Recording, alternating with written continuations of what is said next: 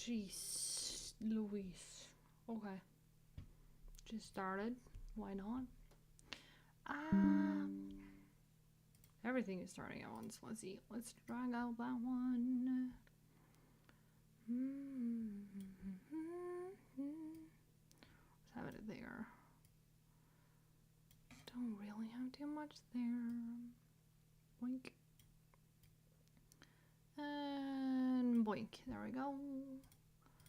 Can I think I'm able to use. Oh,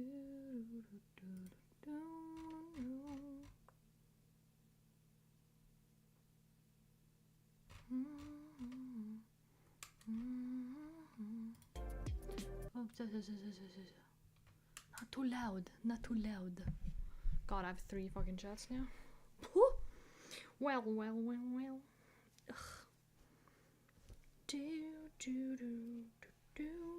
Hey yo, Jolly, hey yo.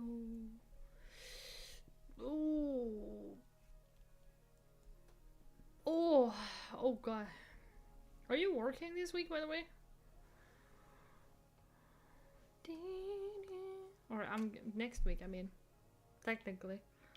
I kind of feel like every Sunday is like a new week, but it's not. It's a Monday. In Norway, at least.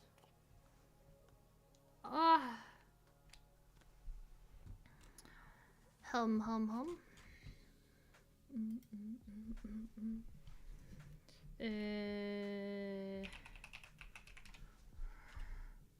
Yeah, let me check something. Didn't what is it called? Poketopia? Whatever?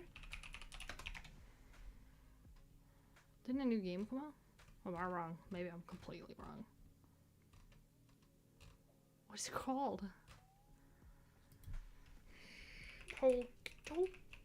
Pokopia, maybe.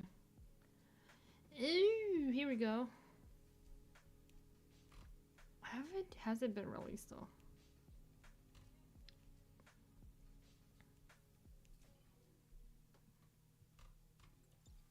I'm trying to check. Working tomorrow on Friday. Workers. Okay.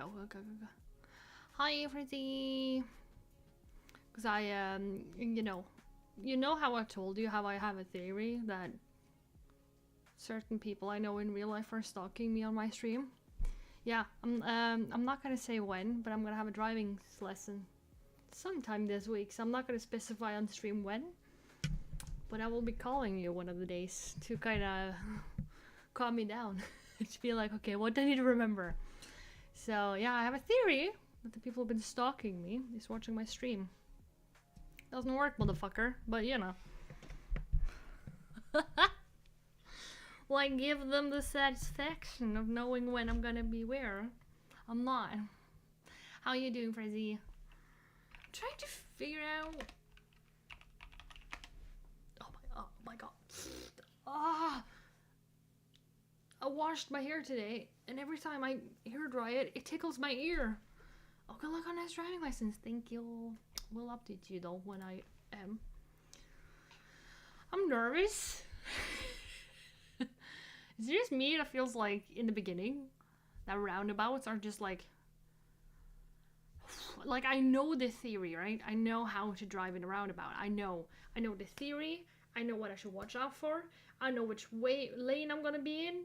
But then I come to the moment, and when there's several cars, I'm like, what the fuck do I do? You know?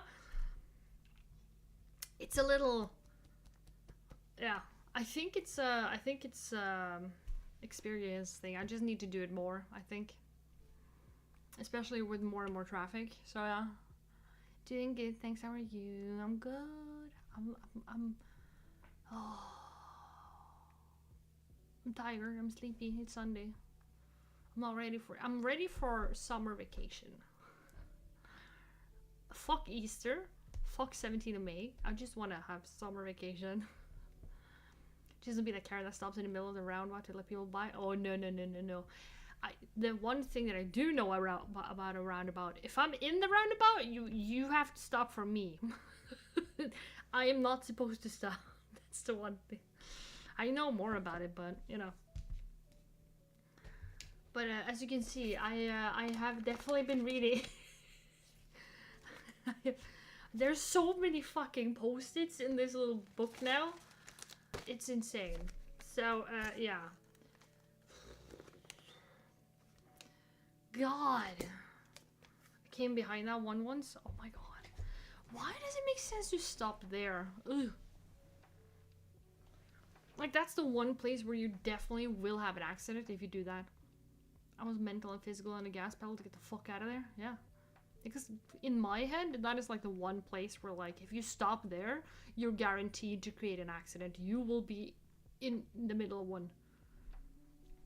Nah, nah. No thank you. I say fuck no. I refuse. You can't make me. Don't know. Yeah. Some people are weird.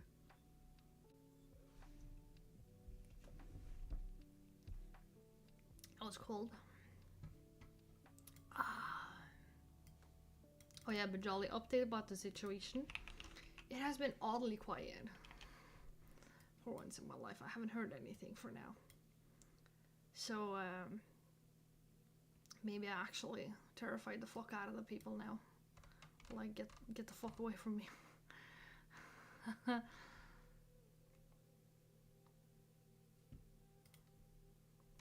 Let's see.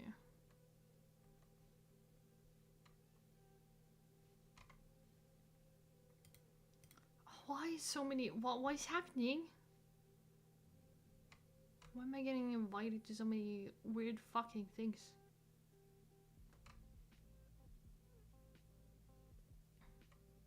I don't know. I'm being invited to things that I have nothing to do with. I don't know. Well. A crazy streak. Nice. I can't understand if a truck have started to drive out in the roundabout before you pass there, but to let someone get out in a roundabout, yeah. The only person you are allowed to stop for in a roundabout is the police, fire truck, or the ambulance. As far as I know, that's the 3 top ones. If they honk at you to stop and go into the side, yes, you do. You get the fuck out of their way. That's the only person. And if it's so narrow, you just metal to the pedal and out of the roundabout into the side. That's the few reasons that I know that, like, no, we're getting out of here. Next time you're gonna practice driving someone, then find a way to have shitloads of roundabouts. I think last time I practiced specifically roundabouts, I think we went through closer 24 or 25 roundabouts in less than 3 hours. My head was spinning after. I was like, I want to go home. Up and down through every fucking roundabout.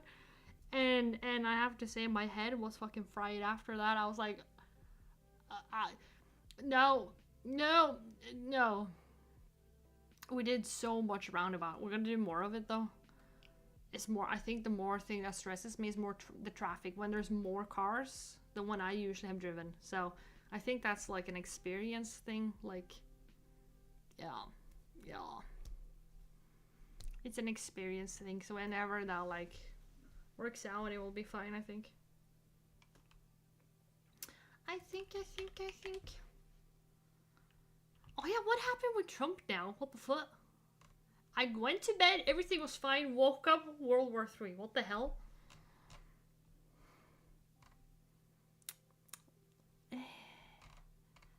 I just know. I'm sure we're gonna be fine though. It's for sure an experience thing, yeah. Well, Trump being Trump, I guess, apparently. Like, literally, I went to bed, woke up, and I looked at the news and I was like, what happened? Everything was fine last night. What happened? You got too much power? Yeah, probably. It's gonna be exciting to see what happens next time the US have an election. Thank God that is not my choice. You know what? No. I do not want to be a person with voting rights in America right now. I just, no. I'm so glad it's not me. We could have it worse, you know? It could be worse here. We have it pretty well. I will throw out just from the thought of the choice, just like, no. Oh, I can't see shit. Hold on. I'm blind. Whenever I take off my Elfie takes off her glasses, what happens? I'm blinded. Yeah, I saw the same video event mayhem on breaking news when I woke up today and went in there. Yeah. It was kind of crazy. It was kind of like, what the fuck happened? I don't know. I had nothing, no inkling, nothing. I was just like, no. Oh my god. So how has your guys' week been? That might have been wrongly formulated. How has the week been for you guys? Has it been one nice? Has it been well? Let's see.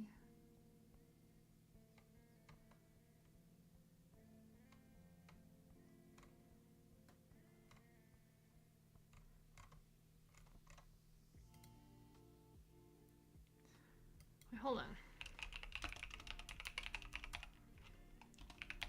Is there any more news about Ashes of Creation? Oh!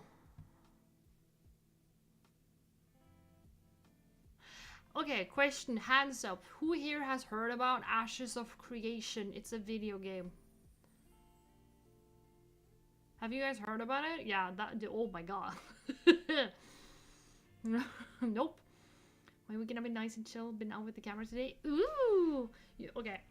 For those who don't know, Ashes of Creation. Oh, my fucking... Oh, how sad was this one? Hold on a moment. Hey! Also been on the arm wrestling. Oh! Are you sure? You haven't heard about that either? Oh. Ashes of Creation? We can watch a fun video. Okay? We can watch a fun video. That was not a fun... Hold on. I will find the link. Copy a link. There we go. See, it's me. Oh yeah, Foodie Beauty is still mad. You know.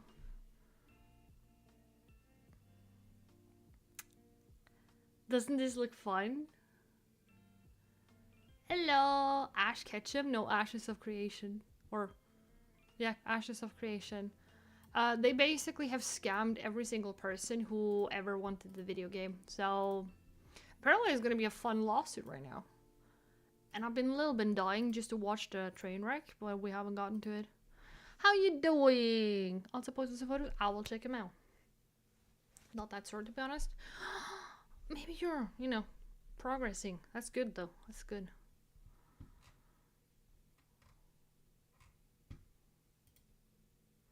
Staff are suing for unpaid wages now. Investor alleged millions are missing. The creator says they threatened him and stole his game. What? Today's disaster 3 has 3 sides and 3 lawsuits. Okay, oh my god, what the fuck was that? Let's do a little quick update here. This is basically the video game that had very much hopes, and it never happened. Oh, did it take you off the Steam?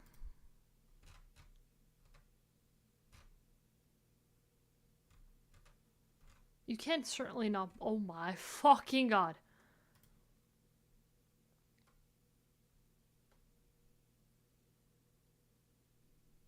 Oh yeah, they spent 10 years making this game. People are very happy for it. Here we go, 4 weeks ago. Ashes of Creation has just been cancelled. All developers at Interpid have been fired. Yeah, but I can definitely feel that I've used the muscles. Oh yeah, the scam. Yeah, the scam! I told you about this one. I can make a limited statement in my personal capacity and not on behalf of the company regarding the situation.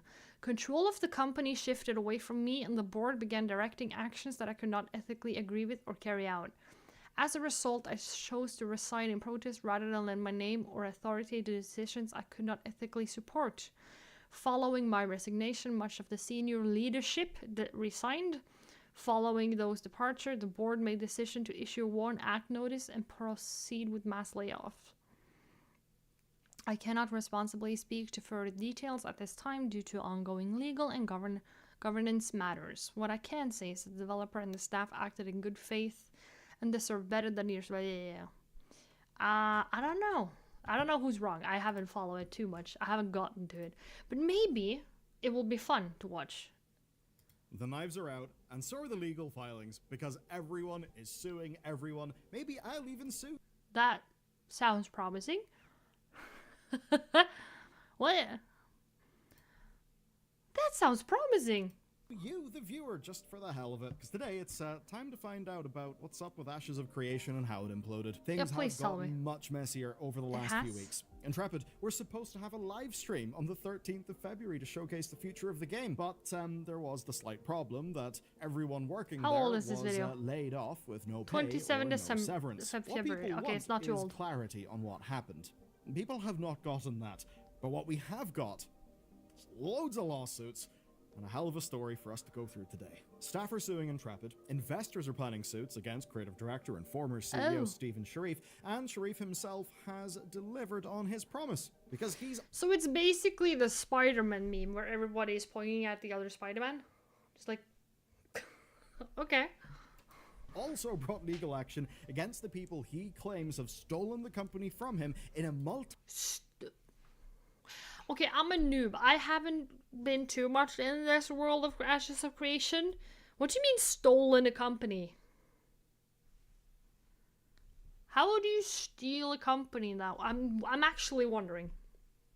Just FYI. A year scam designed to end with them being on top. It's quite a lot. Now, these are freshly filed suits, I don't know. and they neither. only reflect the events and the opinions of each plaintiff, right? So it reflects what they want to put forward. You need to remember that everyone is going to make themselves look good. I'm way out on deep waters here. Me too. Suing look awful. That's how these things go. So today, we're actually not discussing reality. We are discussing allegations. Oh shit. And boy, are there some damning allegations to this. This might be fun. Gus. Let's begin with the staff. And the good news is, this is the most clear-cut bit of legal. Okay, so the staff who was hired to make this game, or okay. Action. As early as February 4th, laid-off developers were filing class action lawsuits arguing that Intrepid broke the Warren Act, issuing notices, and then immediately firing everyone. They're demanding unpaid wages, severance, and the lost 60 days of notice, plus a ruling that the layoffs were illegal. The question... Okay, the notice... Okay, I'm not American, but the notice part sounds fair, okay? Okay. Then is who bears responsibility. And this is where everyone else's lawsuits come in. So I told you the employee bit would really be the clear-cut one. Now we're going to get into murky waters. But I've actually got a quick update to your EDC first, thanks to Ridge, today's sponsor. Now, they've been my go-to wallet for years now. I use the wallet, I use the key case. Love my key case in gunmetal. I don't have keys. It's more modular, 95. It won't happen. It covers damage, lost, and even is now oh my god, fuck, I got it. 40% of everything. And they what is it called? New colorways, which are some of their best. This is basically just a lifetime warranty at ridge.com/bellular. Just head to that URL. Probably. Or sort yourself out. Or, look nice. Gifts. They're really good for gifts.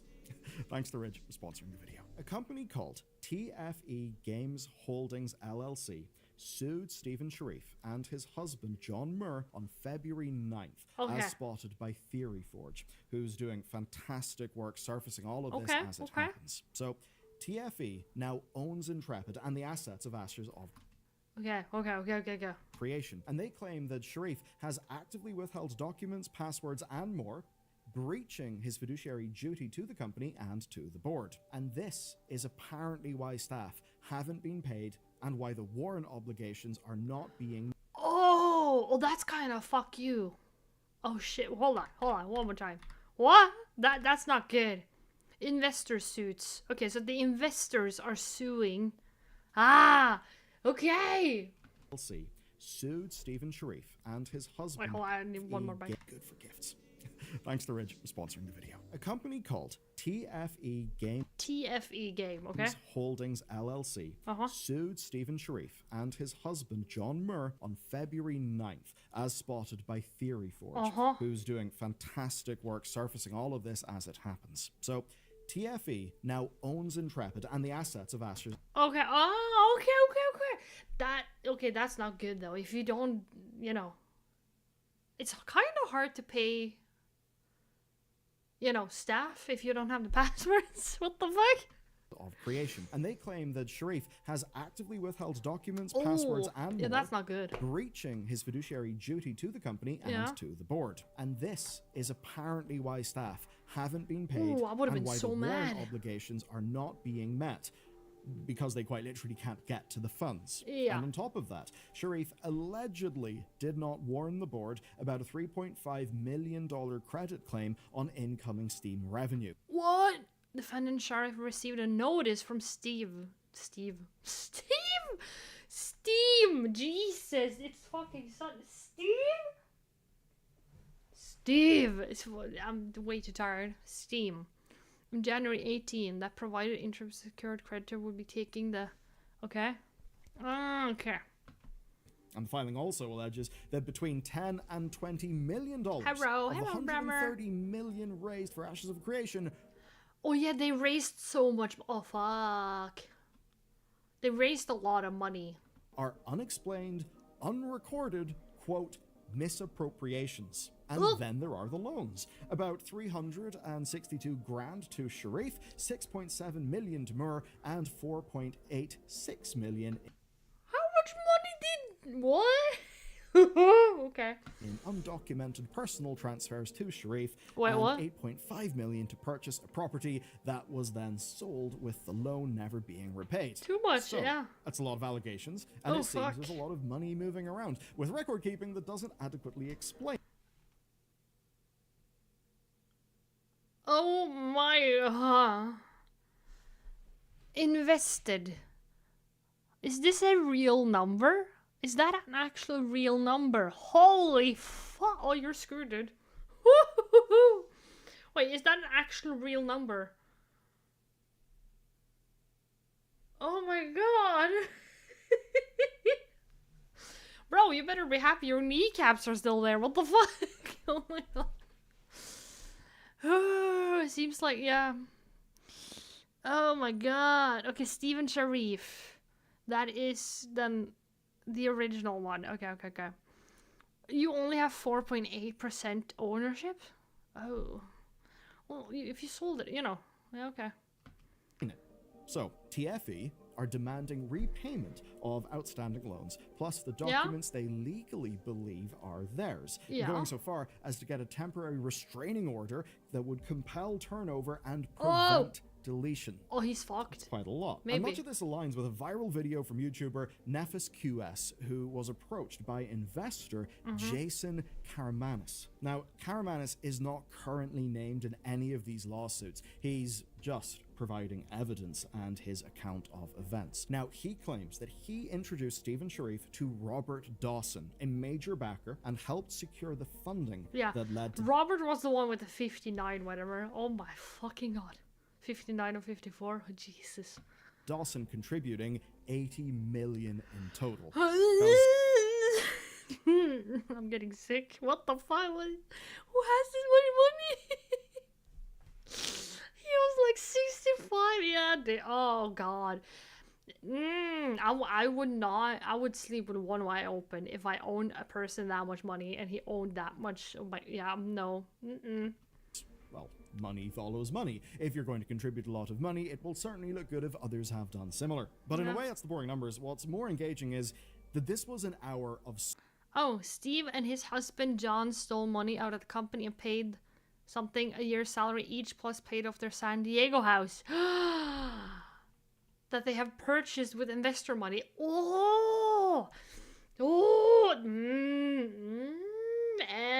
It doesn't sound fucking good for ya, does it now? Now.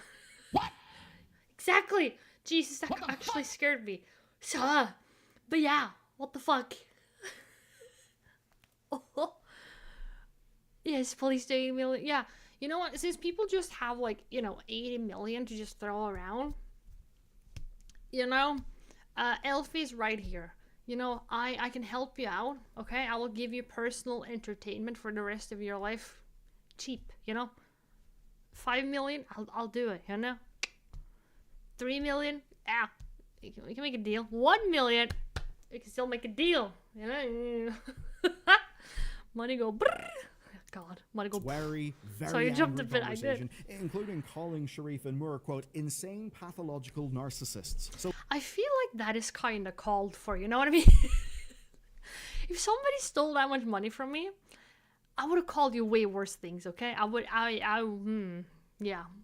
there was no love lost between Karamanis and Sharif. Oh my God. However, allegedly there are millions of dollars lost. This is stuff lost to him based on personal investments, while he's claiming that Sharif never invested a cent of his own money. Karamanis claims that Sharif and Moore paid themselves 500 grand a year and alleges that Sharif's warning to Commerce West Bank was to protect a loan on their home by ensuring that the Steam revenue couldn't be used for staff payroll. So that would be the credit stuff in the Steam revenue. If true, that's quite wild, isn't it? Now, he claims to know this because he... If I got $80 million, mine would go broom broom. Yeah, I would like to buy a house first, you know? That would be nice. Buy a house, fix it up, rent it out, live happy, you know? Then, you know, maybe a new work PC, that would be nice. You know, that would be cool. You know, and then you know, some small change for like a car, that would be nice. Beautiful. I could have, or just sit on all my money like a fucking rabbit and just stretch it out for the rest of my life. That could also work. Yeah. I don't need a lot. I'm very content with the little I have.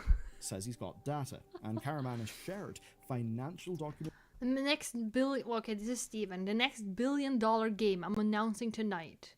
And the link, you get an early sneak peek.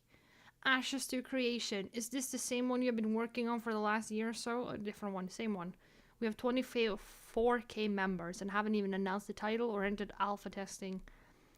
$15 a month subscription to play. We will launch with over 2 million players. This is from 2016.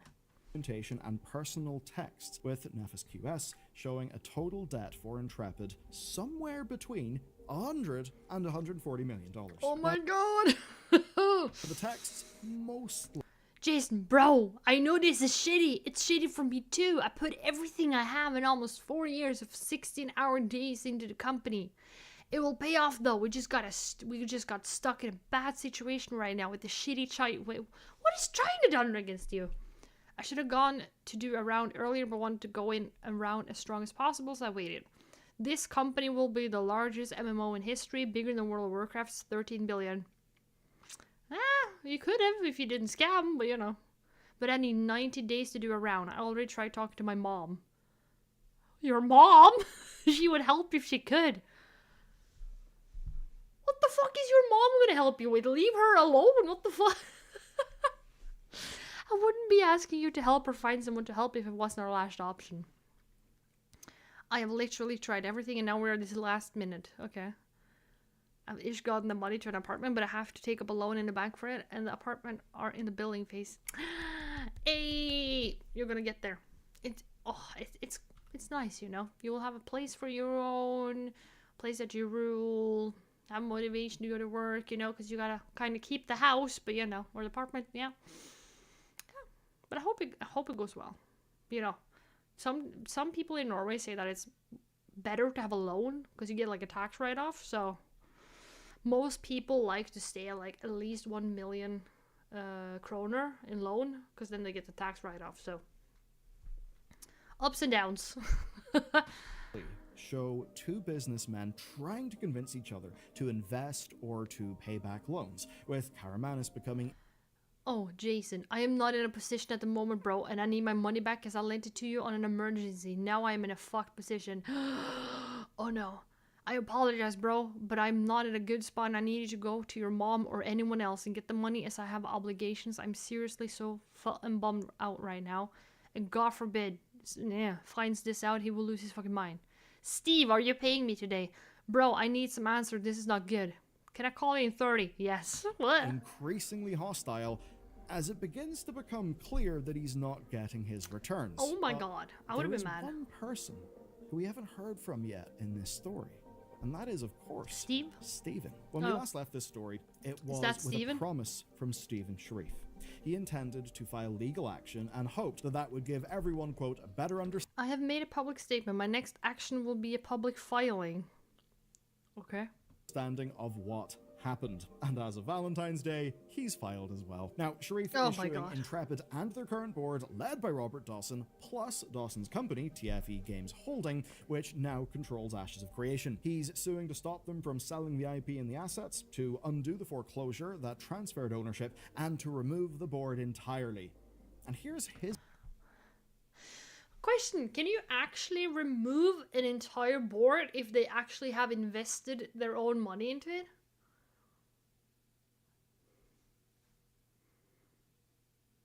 Like, if you pay them out, if you say, like, I will pay you the same amount you invested, you know, then I get it. But, like, can you actually just say, like, throw out the board? I don't think you can.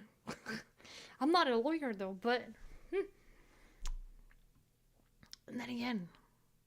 account of how things got to this point. It begins, of course, with the 2017 Kickstarter. It always starts with a fucking Kickstarter, I swear to God. Of how things got to this point. It begins every fucking time. Every goddamn fucking time. It started with the Kickstarter. Of course it did. Oh, you're giving Kickstarter a bad name, dude. Why? Can we just stop scamming people on Kickstarter? I got a place of my own, but my apartment, I'm real tiny apartment. Yeah, but that doesn't matter. You can have a nice time anywhere. But yeah, dude, I lived in tiny apartments for years. I had a grand time. They pledged over $3 million. Jesus Christ. Okay. Of course, with the 2017 Kickstarter. And we learned that Intrepid was running on debt from day one. They were? That basically means investor loans that would convert to equity or would have to be repaid. Now, Sharif was CEO, but he was not a shareholder. And more... Wait, what? Repaid. Now, Sharif was CEO, but... Okay, Stephen Sharif, wasn't it? Yeah. That would convert to equity or would have to be repaid. Now, Sharif was CEO, but he was not a shareholder. So he was a CEO, but not a shareholder. So why the fuck is he complaining? I'm so confused. What? And more sat on the board. Now, by 2020, they secured a $6 million loan with Commerce West Bank, with Moore guaranteeing that loan and the company's IP being used as collateral. Oh my God. In 2021... Okay. Yeah, so the company's IP is... Okay, yeah. Sharif is introduced to Dawson, who then spends the next 4 years putting money into Intrepid. But in 2023, Sharif alleges that Dawson talked him out of selling the game for millions to a major developer, allegedly Riot Games. That's according to Karamanis. Wait, what? Riot? Why the fuck are Riot Games interested in your game? They were making their own MMO.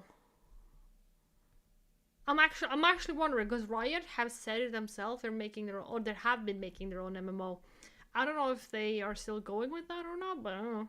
Shifted things, and as this account of things goes, Dawson then realized how valuable this game could be, but also that he wouldn't be able to, quote, turn as quick a profit as he had hoped. And from there, Dawson allegedly began pushing for more shares. And the alleged examples are rather striking, demanding a warrant granting 10% of the company for $10, or zero-cost equity options on his debt. Those are, to put it mildly, fairly bold asks. Very bold. Why would Sharif and the board agree to this? Well, the Did they agree? Here is that Dawson threatened them. That he threatened to cut off payroll, to sue the company, and to financially ruin Sharif, or even to physically harm him. And Sharif claims that this took a serious personal toll. And I read a quote, "An extreme health crisis, including a hypertensive emergency and acute kidney failure, hospitalization, and vision loss from blood pressure complications, including muscular edema." That is quite horrible. So was that actually from the threats, or was it because he ate too much bacon? I'm wondering. I'm actually wondering. I don't know. Here that it's really quite rough sounding. Now, here's where it gets interesting, because in May of 2024, it seems that something happened. But here, the filing is redacted. But it seems what happens is that Dawson ends up in control. He ends up being the largest shareholder, largest debtor, and the person running the finances and the board. He then forces Moore off, appoints a new CFO, and requires Moore to transfer his shares to Sharif. Now, Sharif retains creative control, but the threats then continue. Dawson and his deputies, quote, "Yeah, just so you know, these are fucking adults." How can a bunch of adult people act like fucking toddlers? Frequently threatened to harm Stephen and his loved ones physically if Stephen did not comply with his demands. And most importantly, Dawson secured all of his debt against the assets of Intrepid. But the story is not over, it keeps on going. By September 2024, he's chair of the board, he's directing his CFO to open new bank accounts, and by August of 2025, he has appointed the rest of the board, and Stephen Sharif claims that he is instructed not to publicize this. So not to publicize anything about the board. Now, that September, the board then decides to launch on Steam, and the CFO tells Commerce West Bank that the income from this Steam release will cover their outstanding balance. So, Sharif's central claim here is that all of this was deliberate, that Dawson was engineering a default so that TFE, his company, could seize the assets that he had just secured his debts against. And here's how that plays out. Valve refused to use the new Dawson-controlled accounts for payouts. Then January has things speed up, where on the 7th, Dawson then moves the beneficiary of all of his debts to TFE, which is the other company. On the 14th, he tells investors he has a plan to fix the debts, to foreclose on Intrepid, and to secure enough capital to release Ashes of Creation September 2026. This is likely the original plan to lay off most of the staff and then to continue development that we discussed in our previous coverage of this story. Now, Sharif then supposedly spoils this, where on the 15th, he tells Commerce West Bank what's up, and they issue a default statement on their loan. Fucking adults, man. On the 16th, Intrepid defaults, and all the assets go to TFE via a, quote, private sale with no notice to other creditors. Sharif then resigns following multiple attempts to stop all of this, and he claims there was a board meeting on the 30th that had witnesses suggesting a plan to make him the fall guy, and that this plan was all They will let Sharif take the fall and emerge as a white knight in a few months? What? Huh? Already in the works because the CFO had filed false documents with the California registry, and those are the documents that we showed you in our last video.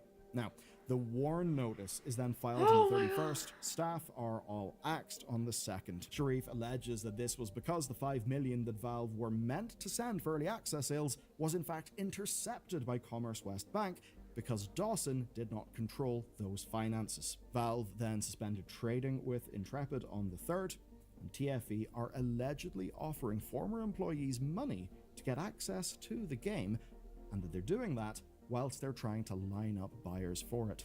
As for Stephen Sharif's defense, well, he denies all the accusations of misleading investors, of misappropriating funds, the whole lot. Of course, TFE and at least one that sounds so fucked investor. up. Yeah, you know what? It sounds like a bunch of adult fucking toddlers just pointing at each other and just acting fucking dumb, okay? Oh, but then again, the claims that Steven has apparently used a lot of the game's money to fund his house and shit like that. If you really did that, you're fucked up. You know, you kind of laid your own bed. You kind of fucked up your own way. You know what I mean? I wouldn't. Yeah, no. I can get why people are pissed. Disagree with that. And thus far in this video, we have seen the core arguments from the core parties. So stupid. You have to remember, this is people's charitable accounts of themselves and uncharitable accounts of all the other people in the situation, because everyone is ultimately trying to win their lawsuit. And that means you should treat these as narratives that people are putting out there. Yeah, the truth is in the middle, as they used to say. You know, you will find the truth between two lies. And we just have not went through the full legal process to untangle what is actually happening here. And of course, the hope is that that legal process would actually be useful. And that would be because of things like the discovery process, where documentation is legally required to be handed over. Now, with that said... Yeah, and they need to hand it over. If not, they're fucked. So, yeah, if it's discovered that they're hiding documents and stuff like that, they will not like you. Let me boil this all down into the core stuff to remember about what's going on with this game. The common thread here is kind of simple. It's that Intrepid was a company that just kept wheeling and dealing to keep its lights on right up to the very end. And from the framing of Karmanis and Dawson, they are heroes who try to salvage the game from, quote, insane pathological narcissists who would have never released anything and, I suppose, would have kept flipping off funds from the game into... The game looks so good, though, yeah. It has been a highly anticipated game. People really were, you know, hyped for this. It has been in development for like 10 fucking years. People have invested so much money into it. People have supported the Kickstarter. People were like, yeah, finally. And yeah. So, yeah. Yeah. People have to destroy good things, you know what I mean? And lifestyle and all that. From Stephen Sharif's perspective, he is the victim of an abusive group of investors who schemed for years to benefit themselves at the expense of the developers, the players, and of course, himself. Who's right? Who's wrong? We cannot say right now. Do expect that almost everyone will come off worse than their own account of themselves. That's definitely how these things tend to go. But basically, the court battles to decide who's right and who's wrong are only just beginning. There will be more updates on this channel as it develops. And if the complete wasted potential of this really gets you activated, well, check out this video next about Blue Point, about PlayStation. Because man, some potential has been squandered. God damn. Let's see, can I find something?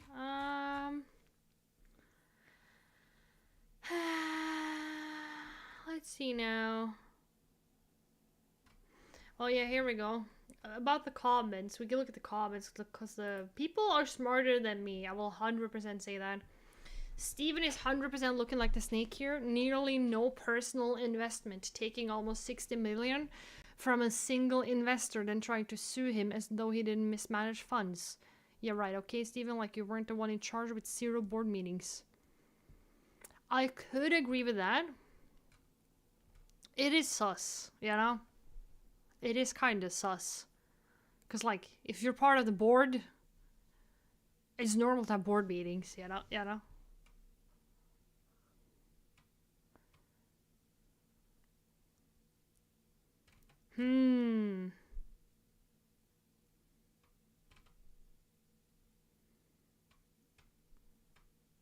Scammers suing scammers, yeah.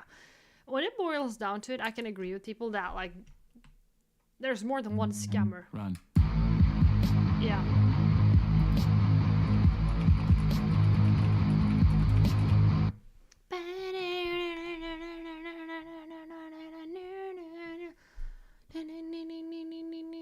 Let's see now. Here we go. I'm a bit off here. What was the game? It's Ashes of Creation. Just so we can see how the game is. We're not going to watch the whole video. We can go here. This is 2 months ago. Was this when it was early release, maybe? Just Welcome to see how... everyone to Ashes. Okay, we don't... Sorry. Had some hairstyles. It looked nice, you know? To the west. I don't need your comment. I'm sorry. It looks like it has nice quests as Goblins well. lurk in the... Like, it looks really You're beautiful. now tuned to the Divine Gate. So what abilities do we have? We have Salvo, Fire, Storage, Charge, and Rapid Succession. Oh, you can actually... You can fucking you sidewalk. can do like a crab walk. Oh my god. With the horse. Ooh, it seems so cool, yeah. And they fucked it all up. Fucked it all up. Pretty large map. That's pretty fucking usual.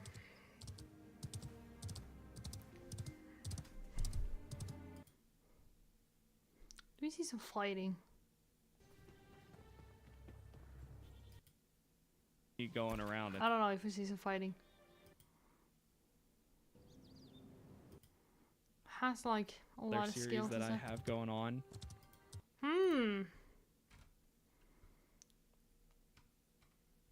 Oh, look at this update. Within the last 24 hours, it has been reported that Intrepid Studio has shut down and all staff have been laid off.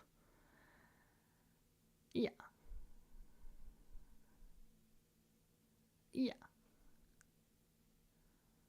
The WoW killer has been killed. The only thing that keeps me away from MMO games is that every year we get like 8 or other. Yeah. Have you seen that the new World of Warcraft released? The new expansion? What was it called again? What the fuck was it called again? Midnight? Midnight. It has released. Apparently people were like, oh my god, you should really play it. TBC, I have no fucking clue. It's been so long since I played World of Warcraft. 1 year ago. Don't we have anything recent? Oh, is it launched now? Maybe? Well, I don't fucking... maybe. Where is it?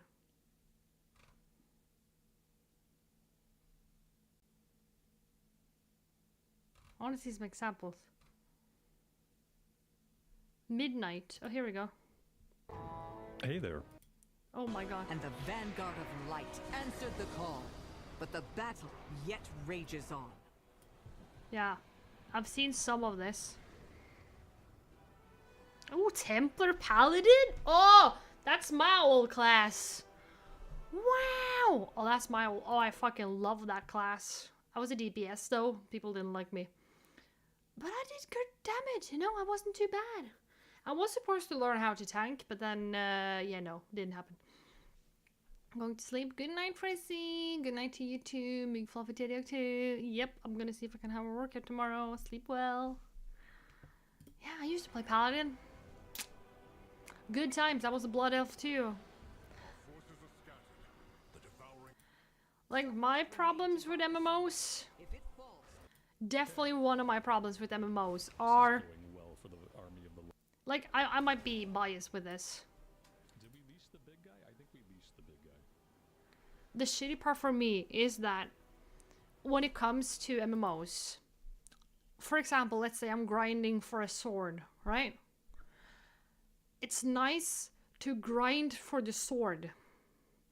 Not fucking insta-buy it with microtransactions. Because then it's like, what the fuck is the point of me playing an MMO? I might be dumb for this, but I'm like, why? Why? Why the fuck are we doing this, you know? What's the point of me being here? I can just auto-fucking mash all the buttons. And like, when you were working towards something in old MMOs, it was like you were working towards item A. And you would get item A eventually. You just had to work enough for it. And I really do not like that. My own opinion though, just FYI, I really do not like that WoW has turned into that you're either fucking playing hardcore or you're missing out on like half the experience. If you're not hardcore, you will not get the Mythic Plus dungeons, you will not get the raids, fuck up with everything else. It's like, I don't have 14 hours a day to play. I don't. Because guess what? I need to wash my clothes, take my fucking, what is it called? Car license.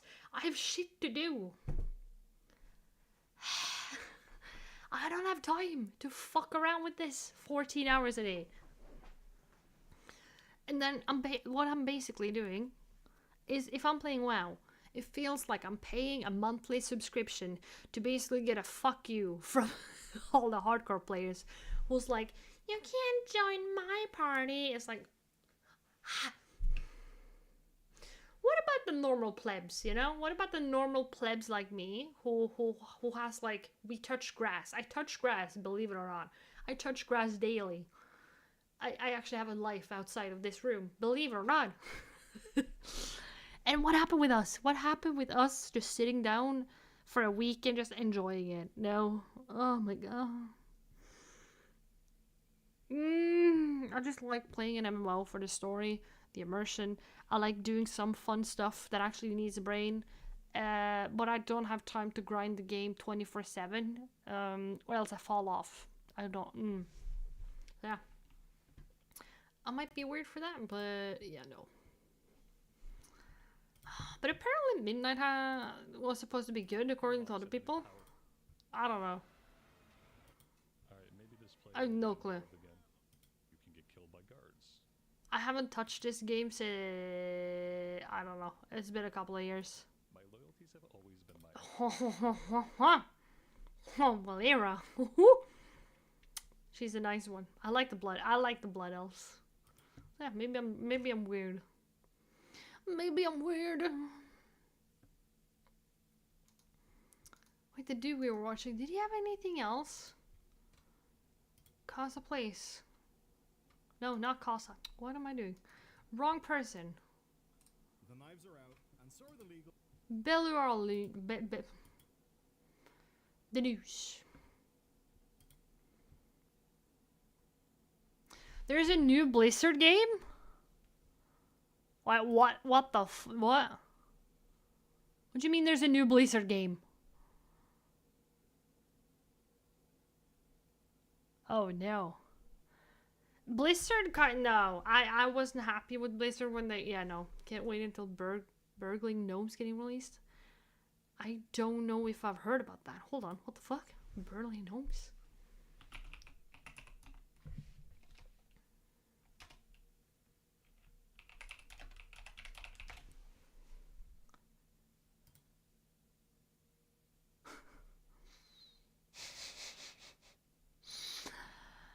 You've actually found a game that I have not heard about.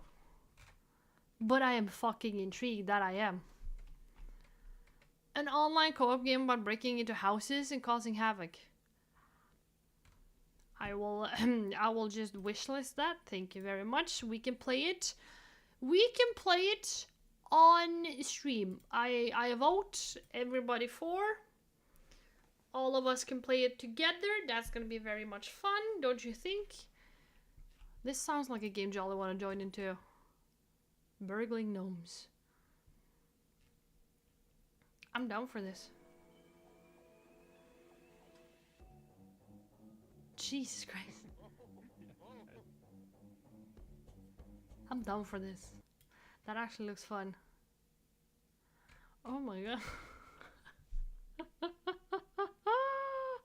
We need to play this on stream. That looks fun as fuck. Oh my gosh. Okay, I bookmarked it. I will, yeah. Oh. Why is Riot falling apart? Oh, it's the fighting game. Ugh. But Blizzard's new game, what's this? Which new game? Which new game? Last time I heard about anything, it was like Overwatch 2, and then I got mad. I was like, fuck this. I'm down. Done. Haven't played Overwatch since. The old man is an AI, so it makes it harder and harder. I'm intrigued. Right use of AI, to be honest. It may be a mistake, and there's every chance you haven't even heard of it, because... Yeah, I haven't heard of shit. Now, less than a year after stopping Warcraft Rumble and... They stopped it? Oh, I haven't even played it. Warzone Mobile, Activision Blizzard just revealed Overwatch Mobile. It's called Overwatch Rush, but... Can we stop with the fucking mobile game?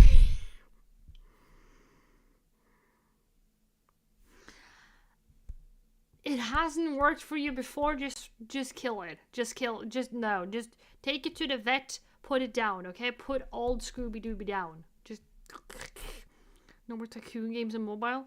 Do you know what game I play on mobile? I'm gonna show you. I have one mobile game. Actually, I have two. I have Sudoku, which is free. I don't pay for it. And then this is the best one. No mobile everywhere. Yeah. But hey, I have Sudoku.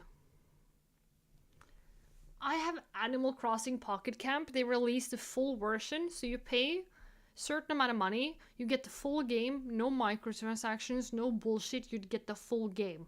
Fucking love it just because of that. Come on, get me in. Get me into the drugs. Love it, love it. I have one game, GeoGuessr, and I sub for it. Yeah, but GeoGuessr is fun. See, it's me. I'm happy, you know? This is me. Me and my little friend. And I get lots of other friends. This one, love it. But that's because I could pay for a full version, right? Right? We're all in? Yeah. And then... oh my god. The other game I have, very fun too. I get slightly addicted to it, but that's a different issue. Sudoku! I think you can pay for like something ad-free. I don't really get ads on it. Sudoku, yeah. Fuck yeah. That's all I have. Love it. But I don't need no fucking Overwatch on my phone. I absolutely do not. Ugh, I didn't even like it when they said Diablo was gonna be on phone. It is Overwatch for a phone. The game's taken 5 years to get made, but the problem for them is over those 5 years, 5 years, everything changed. Just like with the rest of the games industry. Oh wow, no. Did the technology... Oh shit, I forgot. Sorry. Did the technology scene change over 5 years? Who would have thought? I know, I'm sorry. It's Sunday, I'm tired. You know, shit happens. It turns out the mobile game sector is also in trouble. Wow, who would have thought? Candy Crush isn't doing it anymore for people. And the impact is not going to stay contained to just mobile. It is actually going to send shockwaves through to all the games that we love. Yeah. But first, let's talk about what the hell Blizzard is doing and why Overwatch Rush is even a thing. Overwatch Mobile has been quietly in the works since at least 2021, which is when job listings first hinted that the thing existed. But then, in Jason Schreier's 2024 Blizzard book, quite the book by the way, he confirmed that this game and a broader franchise push under Walter Kong had actually survived the transition over to Microsoft. And now, finally, I guess 5 years later, Overwatch Rush has been revealed. It happened in an... Why do I want to play this when I simply can play Overwatch? Why? I think the mobile game is huge in Asia. Yeah, but they have internet cafes as well. But then again, not everybody has a PC down there. But like, oh my god. Exclusive published by Game Informer, and we see a top-down streamlined version of Overwatch built by a mobile-first game team not located in Irvine, California, but in Barcelona. We see a selection of the casters there. They've got top-down style versions of their abilities, and it basically turns the game into a challenge of positioning more than a challenge of aiming. So in many ways, not that different from the full game. Now, the game is currently preparing for testing, and usually these games go into testing in like Southeast Asian territories, sometimes Australia, so that happens first. But I would be shocked if we don't hear more about this later, perhaps at BlizzCon this year. Because we all know that mobile games and BlizzCon go together real well. But is it going to be a BlizzCon? Weirdest to me about all of this is actually the timing. And that's because Activision Blizzard only just shut down 2 internally developed mobile games in the last year. I have a quick point to make though. You probably heard the buzz around Claude Code and Cursor. They're incredible in the right hands, but they can also be trap central.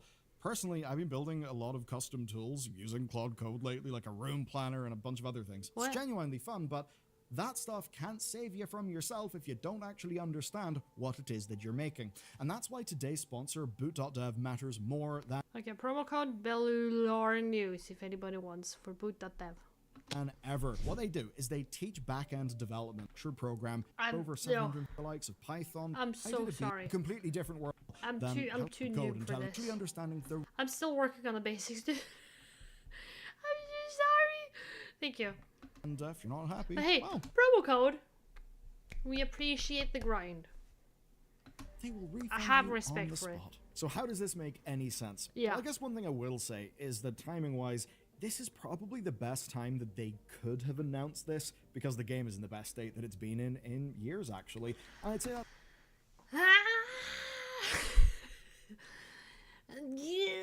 I don't know how many of you guys played Overwatch before. I played Overwatch basically from the time they launched the first one. Loved Overwatch. So many hours in Overwatch. Loved it. Every event I was there, you know. I made sure I was home. Then they announced an Overwatch 2. I was excited. Overwatch, until they like deleted Overwatch 1 and replaced it with Overwatch 2. Then I wasn't happy. I was like, okay, you know what? Nope. Not interested.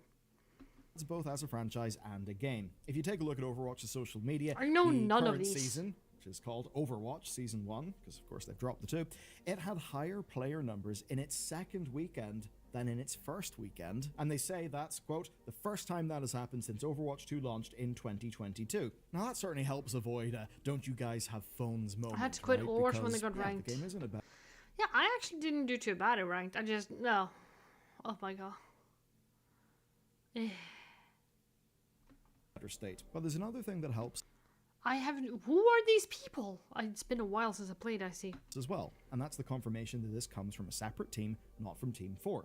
But that was the same arrangement that existed for the 2 mobile games that Activision Blizzard only just gave up on. Warcraft Rumble effectively died in July 2025. I never even touched Warcraft Rumble. With most of its team being laid off, then Warzone Mobile ended support in May 2025. They had and mobile as of for April this Warzone? year, everything will be shut off. Now, those are both internally developed games, the idea being to recoup as much money as is possible without having to cut in a partner like Tencent or NetEase. But you'll notice that while the majority of the Warcraft Rumble team were axed, that doesn't appear to have been the same for the Warzone people, and maybe the Barcelona teams who were working in Warzone, well, maybe they're the people working in Overwatch now. But those aren't their only mobile games. There's the Tencent-partnered Call of Duty Mobile and the NetEase-partnered Diablo Immortal, and those games both seem to be going strong.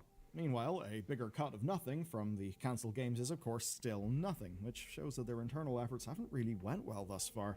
And in the 5 years since work started on this game, there's the small little fact that the industry has changed around it, and dramatically so. As it turns out, you can no longer rely on mobile games to print money and fund everything else. And if you're the type who really doesn't like what mobile games have done to the market, you might enjoy the next part of this everything video. Has a mobile version. Yeah. And I feel like if you're gonna make a mobile version of your game, for me, it heavily depends on what type of game it is, you know?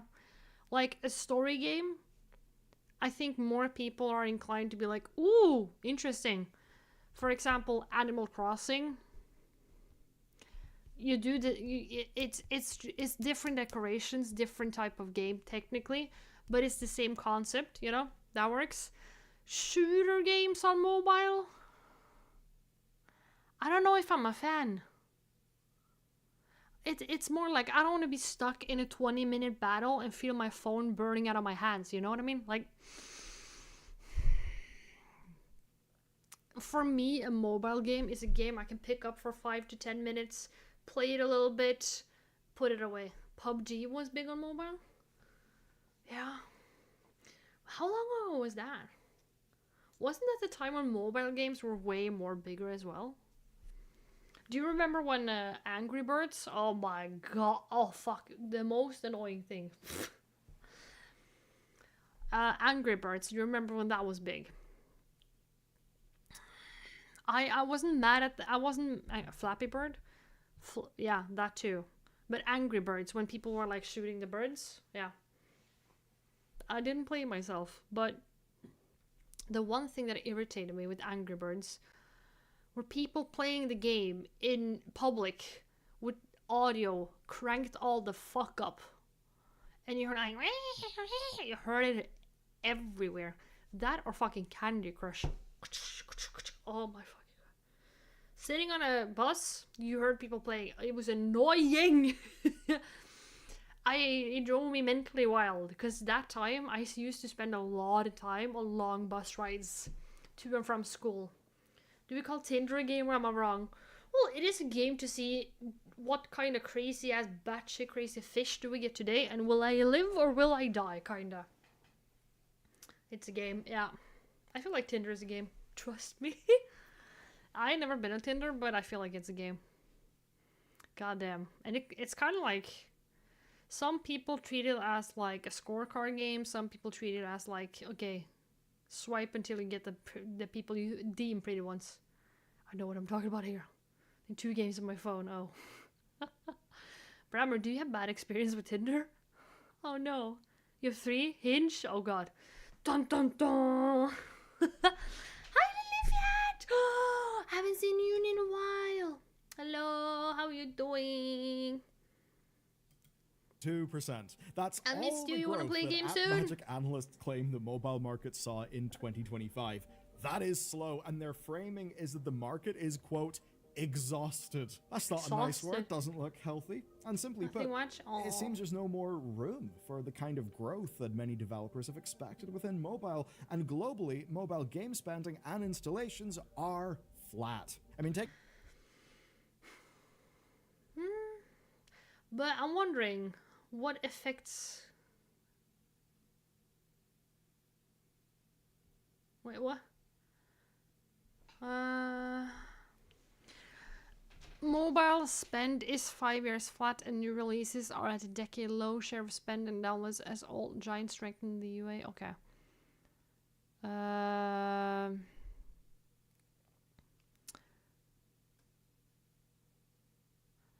Global mobile games revenue by game age. 11 years old, 6 to 10, 4 to 5. Ooh, okay, it's not really... Yeah. Installs by game age. Wow, 2 to 3. Now, but once in CPH we did a theater game. Match someone to get a place to sleep. We were cheaper than a hotel. Jesus Christ. You could have been stabbed, Brammer. You want to play a game soon, Lilyfact? I've been busy practice driving and stuff like that, so I haven't had much time to be on. Look at this chart from the Apelian State of Gaming report. Through the 2010s, you can see why everyone was pumping out mobile games. And there's the spike in 2021. Yeah. That easily explains why someone would have commissioned Overwatch Mobile. Think about how happy Bobby Kotick would have been with a fresh pile of Overwatch cash.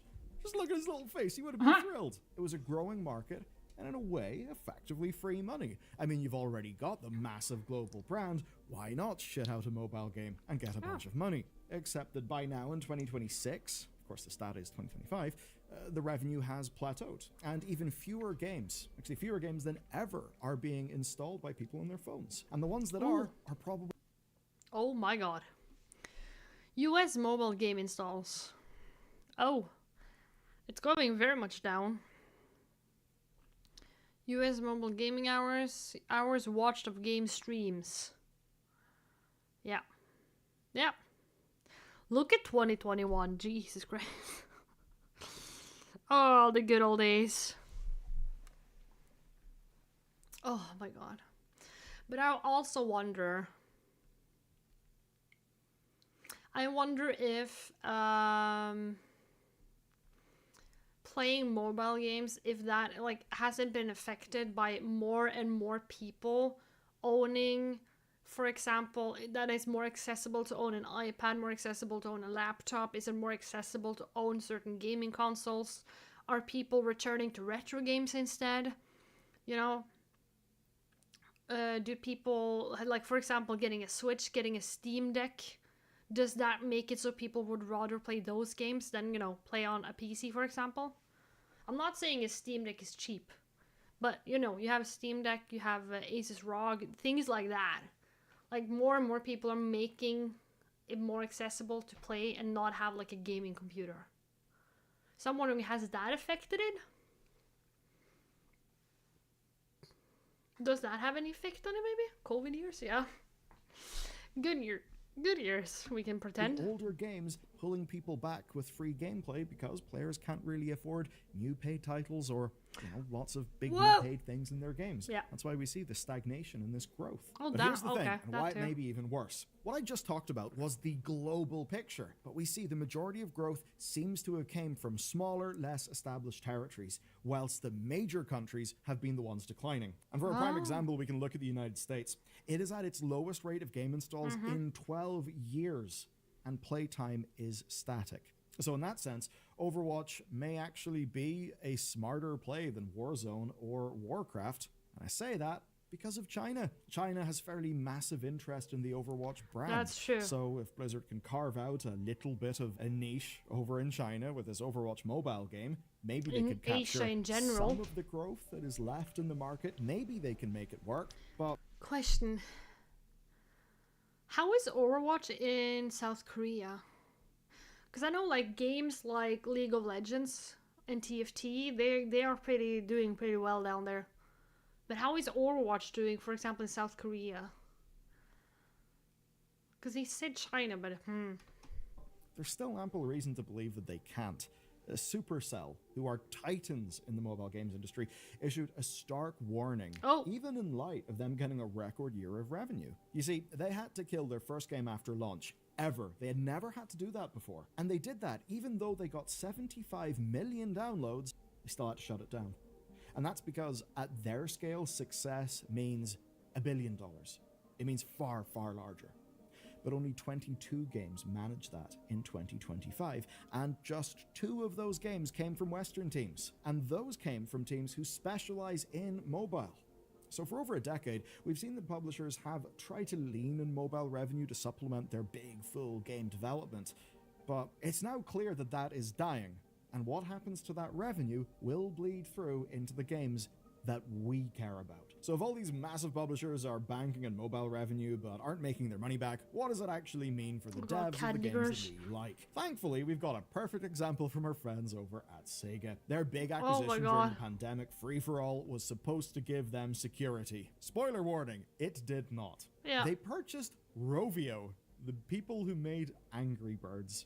Yes, they bought Angry Birds for $776 million in 2020. Oh my god. And then, in February 2026, they wrote off $200 million in value. So that's just over 25% of the purchase price gone. Kaput. Profits weren't as high, the market wasn't as friendly, and it wasn't just Rovio. Their new games, Football Manager 26 and a Switch port of Persona 3 Reload, also underperformed. But here's where it circles back to Blizzard, at least for today's story. Okay. Another game that underperformed was Sonic Rumble. Oh, Warcraft Rumble, Sonic Rumble, Oh. It's just not good for the Rumblers out there. Now, it was a free-to-play Sonic platformer that was developed by Rovio internally. It was one that took, well, an existing IP that everyone knows and some people really do deeply love, Sonic, and they made a mobile version of it, just like what Blizzard is doing with Overwatch. Just that Sonic Rumble flopped, and now Sega has to take a loss and work out how to fill the gap in next year's plans. It's quite grim then. And here's where it stops being a mobile game story. Whenever a console or PC publisher makes mobile games, the whole point is to offset the cost of making the games that you care about. You know, making the main event. If mobile isn't producing the cash, then that money has still got to come from somewhere. And if total audiences are shrinking or are just stagnant, then the people who are still playing games, well, they will be squeezed harder. That'll mean more premium products, that'll mean more subscription deals, more microtransactions, and more games pushed out too early to hit financial targets. Not necessarily quality targets. We quite literally saw that with, to do a very easy example, Monster Hunter last year. So all that's to say that if the mobile pillar that is holding some of these companies up starts to crumble, it could bring a whole lot down with it. Ultimately, a revenue stream the publishers relied on to spread the risk and cost of development out is now drying up. Mobile, the engine funding major publishers through their divisions like King, is no longer as rewarding a bet as it's been. Then again, how many people actually likes fucking microtransactions in mobile games? Maybe I am just grumpy little woman, but I know in the EU in general, people are not a huge fan of microtransactions. Definitely not in mobile games. Like, people are like, So, yeah. Many years. I mean, do you remember during the Activision Blizzard merger stuff, one of the things Microsoft was talking about was wanting more of a presence in mobile. It was almost framing like, we really want King. Well, it no longer looks like that mobile game space is doing as well. It certainly looks like the growth has flattened out.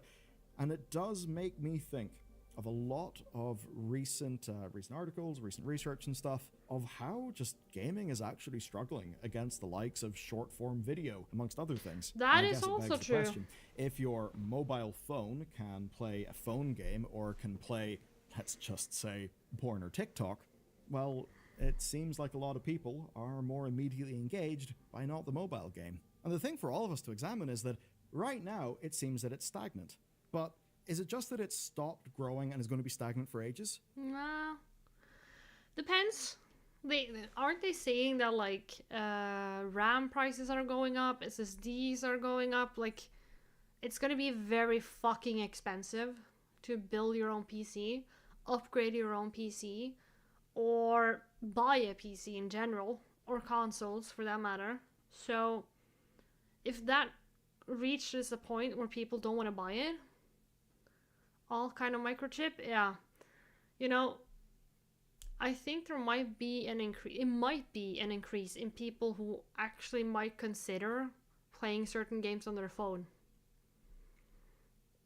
To be fair, you can emulate Pokemon Yellow on like an old Android, so but yeah. And then you have me. I took a copy of every single PlayStation 1 game I have. So like everything is just like fixed. So yeah, I can like if gaming gets too expensive, people, don't worry. We can play PlayStation 1 games forever. Yes. Yeah, we're gonna get a lot familiar with like Atlantis and stuff like that. Maybe even some Barbie, you know? Do you know that I discovered there was 3 fucking Barbie games on fucking PlayStation 1. Hello, my name is Barbie. Let's go. I can play Super Nintendo, only have 36 games. Yeah. There has been an increase in retro gaming, like, you know, people going back to their old consoles or buying old consoles. People, you know, modifying their things and stuff like that, like, So, yeah. I don't know. It's gonna be kind of nerve-wracking to see how the gaming industry is gonna be in like 5 to 10 years. And the fucking AI bubble. Oh. So many goddamn companies have invested in AI. People don't want AI. A lot of people don't want AI. Some people enjoy AI for like ChatGPT and stuff like that. But the people who do not enjoy it, it's like, yeah, like earnings have gone like that from AI, as far as I have seen. And then the prices are being driven up for hardware. So, yeah, who knows? Maybe mobile gaming is going to bounce back. Or is a trend actually changing? Will it move from stagnant to being in decline? And if so, what are the systemic risks that that poses to the rest of the industry? Because at the end of the day, money's money. Revenue is revenue, whether it comes from console, PC, or mobile. Yeah. So if that mobile revenue starts to just dry up, disappear, and go other places, it could pose a lot of risk to the balance sheets of companies. Yeah. As we know, whenever that balance sheet is looking bad, whenever investors want to... But then again, why not just create a more creative, in my opinion? Don't just copy Overwatch, I feel like. See a strong signal of prudent management. Because then I might as well just play That's when we Overwatch. start to get layoffs. That's when we start to see risky but potentially innovative projects get killed in the cradle. That's the kind of thing that's worrying. We've already seen first-party failure with Warcraft Rumble and Warzone Mobile. To be honest with you, I don't think Overwatch Rush's chances are that good at all.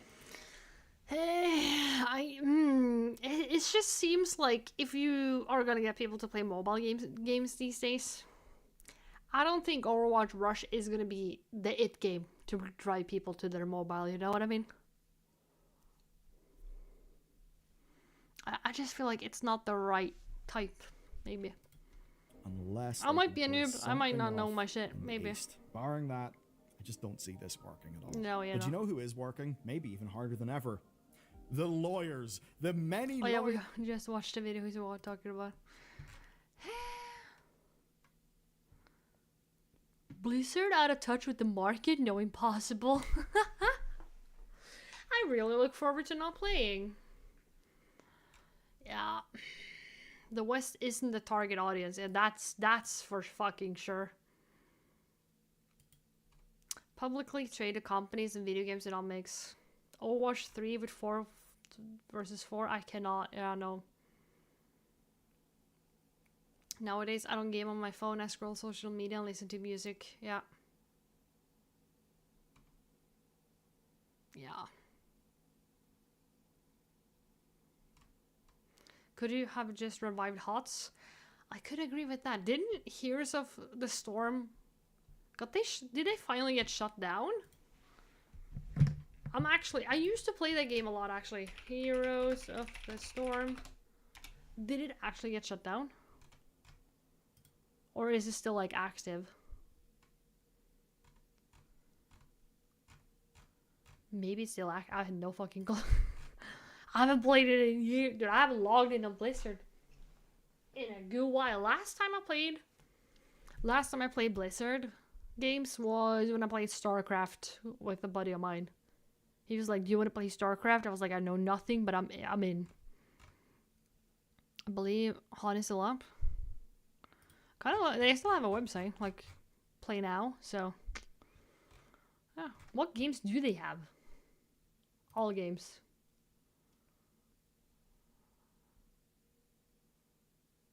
Okay.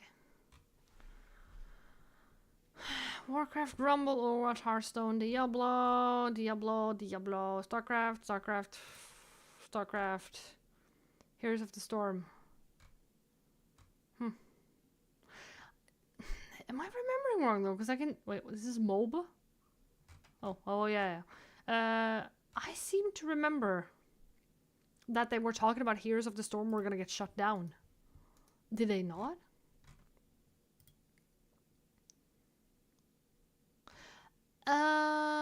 Oh yeah, it still receives updates, seasonal balance changes and bug fixes, but as of July 2022, they scaled back their development, so it's not being developed.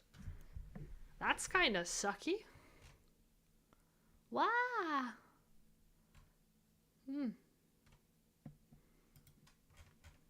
Okay. Dude, I like his channel. His channel is fun. Entertainment. Can we make one more before I go to bed? Would you have a short one? Sony just killed the studio that saved PS5 launch. I never bought the PS5, so not that I want to either. If I get it for free, yeah. Which studio? Doing good for the Which studio? What are we talking about? console manufacturers, and today we have got to talk about Sony. Successful remakes of Shadow of the Colossus and Demon's Souls. Shadow of the Colossus is so good! What the fuck did I click on? Shadow of the Colossus is so good! I haven't played the new one, I played the old one. I want to replay the old one on stream one day. Are you guys in? Meant that Bluepoint ended up being one of the most respected developers of the decade. They were a shining example of how to do one of the industry's most corporate trends in a way that actually valued the games themselves, not just the profits generated. And PlayStation just closed them. What? 5 years after buying. They closed? What? Why? Oh my god. Can we have anything nice? Do we just, I don't... All without a game releasing under their name. Are you fucking kidding me? Your last week? Waste, and one that I will take you through today. Between 2021 and 2023, PlayStation acquired 9 different game development studios. They were riding off the same spending spree as everyone else in the industry. They had money to burn, and the pandemic-era economy would never change, right? Everyone would be at home. I swear to God, the pandemic economy, people were so fucking dumb. I know of people who were like, oh my god, this is gonna last forever. And I'm like, are you dumb? Yeah, society's never gonna be like it was before. They were right on that one, but they were not right that people were gonna continue staying home for the rest of their life. Because after the pandemic, what happened was that people had to use their savings for pandemic. Especially people who had like kids, loans, stuff like that. So when the pandemic ended, people had to work more than ever to catch up, get some savings or emergency fund, and yeah, no. Playing more and more video games forever, and the line would only ever go up. Now, some of the acquisitions they made really did work.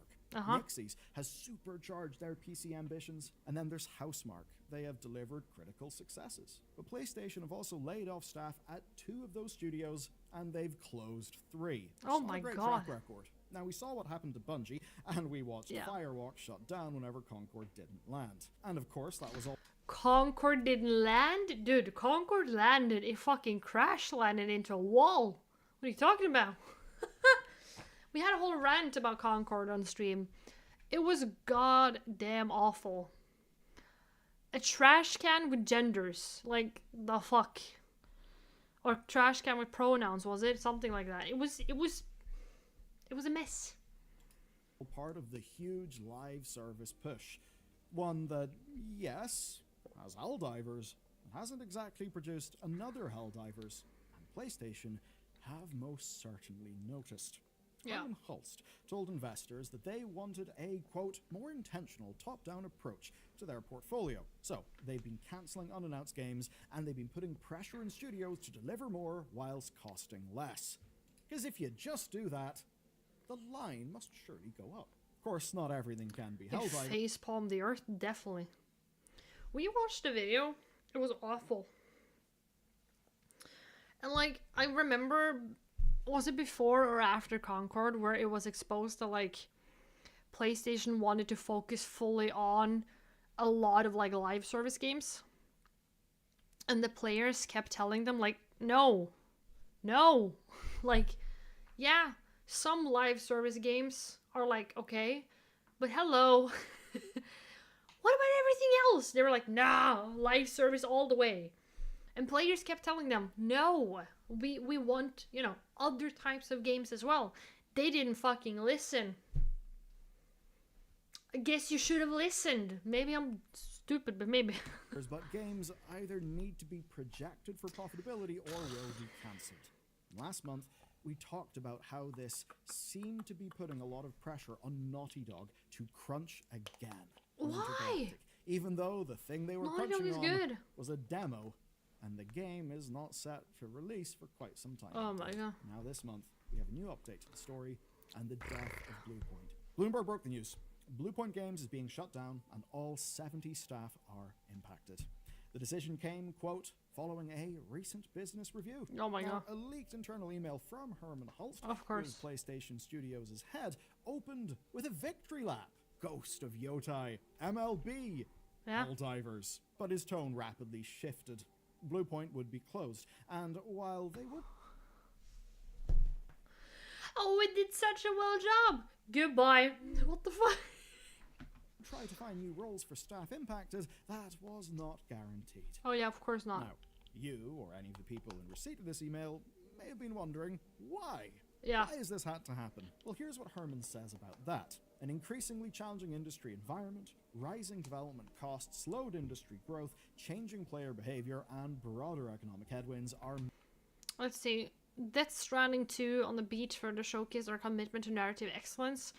Maybe we should thank the people who actually made, Death Stranding 2 and the creator of that one, because, people didn't buy Death Stranding 2 because of PlayStation. People bought Death Stranding 2 because they fucking loved the first game, and I understand why.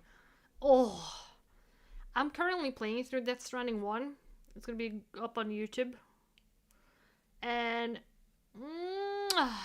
beautiful. Masterpiece. Making it harder to build games sustainably. Now, Bluepoint was acquired in 2021. That was right after they released the very popular Demon's Souls remake for the PS5 launch. A launch that, I think as most of us remember, was quite thin in the bone, and where Demon's Souls was one of the standout projects. Yeah. And as impressive as it was, in a way, it was also par for the course for this development studio. You see, during their independence period, they had spent a decade making PlayStation ports and remasters, with their Shadow of the Colossus one particularly being held up as one of the finest examples of how to build a remake. Since they've joined Shadow of the Colossus is a masterpiece. Ugh. PlayStation, what happened? Well, they supported work in 2022's God of War Ragnarok. They did have an original IP in production the entire time. That's from when they joined through to at least 2024. But I think you know that things would rather obviously change. 2025 saw the cancellation of an unannounced live service God of War game at the studio. Why do we need so much one that live was service? seemingly a co-op return to Greek myth. Could have been cool, but that game died basically Multiplayer because would be Concord, fun. a game that Bluepoint had nothing to do with, spooked PlayStation's leadership and set the dominoes falling. Yeah. Now, for what it's worth, I've heard some reports of people saying, look, live service game probably should have been cancelled. A lot. From people at the studio. And I'm not saying cancel every live service game. I'm saying we need to be more critical to certain live service games, maybe. Can certainly understand that. It is far outside their wheelhouse. But Yeah, then, that they too. would spend that next year coming up with projects, ideally something that PlayStation would greenlight. But PlayStation greenlit nothing, and so Wonderful. ultimately they spent 5 years wasting Bluepoint on not releasing a single game before then deciding to close them. Even though I think comments of this video and perhaps your brain are probably full of ideas of how this particular studio could have been useful. A lot of them. Bloodborne. How does it make sense to close the remake studio when you are the publisher who is the most memed on for being exactly the people who pump out remakes? Make it make sense. That's at least the challenge we've set for ourselves. First things first, PlayStation did not have to close Bluepoint. They did not have to. They are not running at a loss. They are actually expecting to be up 4% on games revenue year on year when things close out in April. And even if that's mostly subscription growth, well, this is a choice. It's not because they have to, it is because they want to. They want to save that money. Bluepoint no longer fits the plans they have for their business. Better just close That's them. a waste. And that does seem bizarre, because why was Bluepoint even acquired in the first place? Yeah. You see, when PlayStation They could have sold it off. At least part of that decision will have been to retain access to a trusted development partner who could have been acquired by someone else, and who had a track record of making excellent Sony remakes. And in 2021, there was real risk of someone snapping up that talent, and should that have happened, PlayStation would have lost access to them. And so, whenever money is cheap and you have a good relationship, why not bring them into the fold? To everyone else, it was obvious. Like, I really, really hope that like all the developers who gets laid off get snatched up by other people who can actually utilize them, because they are good. They were going to do. Goddamn. I mean, it's a studio experienced in remasters. Yeah. It's PlayStation. PlayStation. Hey, Xbox. As much as remasters get dunked on, audiences actually do love them as well. Like, audiences loves a really well made remake. If you just slapped some higher texture on, it's not, you know. But if you actually put like, what would a player that played the original think if they played this one? Oh, magnifique. I can say, as an audience member, I love them. Resi 4 Remake may be like the highest bar for one of those. It's also one of my favorite games of all time. I love that thing. And similar does go for so many others, or even the likes of Oblivion, that do allow a new audience to experience a classic game that still can stand on its own strengths. Yeah. Now, there is other reasons. We've talked before about how they sell to people who don't have nostalgia for them. And loads of people play these new remaster games for the first time. They know. The Skyrim Oblivion one, we played it on stream. I've never played the original one, but I was like, hey, I like this. This good, me happy, you know? So yeah, it's important with the remakes to, drag the new masses in as well. Lots of people are hyped about them, that they were popular in the past, and now is the perfect time. There are other brilliant factors as well. Working in remaster projects is real good because scope can be a lot more defined. Generally speaking, you don't have to redesign the thing from scratch. That's true. It's a remaster. They're a fantastic opportunity for training up new devs, filling in gaps in a release schedule, as tentpole titles do take years to make. Or use it as a filler before, like, to buy time for, like, the next big anticipated game. And to ensure that every time Sony puts out a game adaptation as a film or a TV show, that there is a full-priced release for players to buy on their PS5. That's true. And it's not like PlayStation don't have a catalog that would benefit from it. Oh, they have a catalog. Setting aside that it seems From Software maybe wants to remake Bloodborne themselves whenever they have time, PlayStation could have handed Bluepoint a remake job every few years and kept them going for a long-ass time. So why didn't they? Well, it's not just because they were working in live services. Sure, Bluepoint got folded into the live service agenda at PlayStation, but when they joined in 2021, they were adamant that this was the start of their original game efforts. Those efforts apparently never stopped, but it doesn't seem to have gone anywhere after 5 years. Aww. Now, maybe there's a problem in PlayStation's management of the studio. Maybe the fact Bluepoint only ever made one original game, Blast Factor, a PS3 launched downloadable from 2006, meant they couldn't deliver in this project. That would still ultimately, though, be PlayStation's fault for not stepping in to either redirect the studio or to help it succeed. Because in the end, PlayStation has, like, the responsibility, right? But it's at least one reason why they couldn't devote all their resources to remakes. Now, losing the God of War game definitely meant that they had less to offer to PlayStation. But then, there seems to have been a year where nothing could be greenlit. And that's a bit weird because oh my God. you'd think PlayStation would benefit from having an internal remake studio. Yeah? Especially given their back catalog. Dude, their catalog is massive. They have so many options. What do you mean we just shut them down? We have nothing to give. I just... They have so many games that people would have loved to be like, oh my God. You know? Maybe I'm weird. As we've covered, Bluepoint built the Shadow of the Colossus remake and the Demon Souls remake. Those are two of the best remakes ever made. And PlayStation are not making those kinds of remakes right now. And their remaster work is effectively performance patches and accessibility updates, which are handled by Nixies internally for PC ports and external support studios like Iron Galaxy Wow, ultra-wide display support, okay. and Ballistic Moon. That's all useful work. I don't have one. But Bluepoint did not do that sort of work, at least not since 2015 with Gravity Rush Remastered. And that's the biggest problem of all. Bluepoint is uniquely placed to be hurt by many of the worst trends in gaming right now. PlayStation don't need them all the time, and that means that they don't want to pay for them, even though there could have been projects for them. Yeah. So I guess here's the maths. Bluepoint are a Texas-based studio. They're relatively small at 70 devs, but they are paid American wages, and PlayStation effectively pays for the studio's operation costs even when they're not making a new game. Now, do you know what They could have put them to work though, what the fuck? PlayStation will pay a lot less for if they decide they want to do a remake game in the future? A contract with an outsourcing company. Oh my God. Especially one that can pay... Yeah, but are you guaranteed though? I'm just wondering, is it worth it paying less for an outside contract and getting like a mediocre remake? Or is it more worth it? And will you actually be respected more as a studio? Or as an actually gaming company, whatever. If you make like, wow, this was truly like a, oh, it was justice to the old one. It's a good remake, you know? Staff in currency conversion friendly wages. You see, that's what Xbox and Bethesda did with Virtuos on Oblivion Remastered, and that got them the 9th best-selling game of the year in the US. And this is a growing trend. Apelian's State of Gaming report found that about half of all growth and development spending last year went to outsourcing, and that's because it's just more efficient to farm out tasks and IP. And that's the calculation here.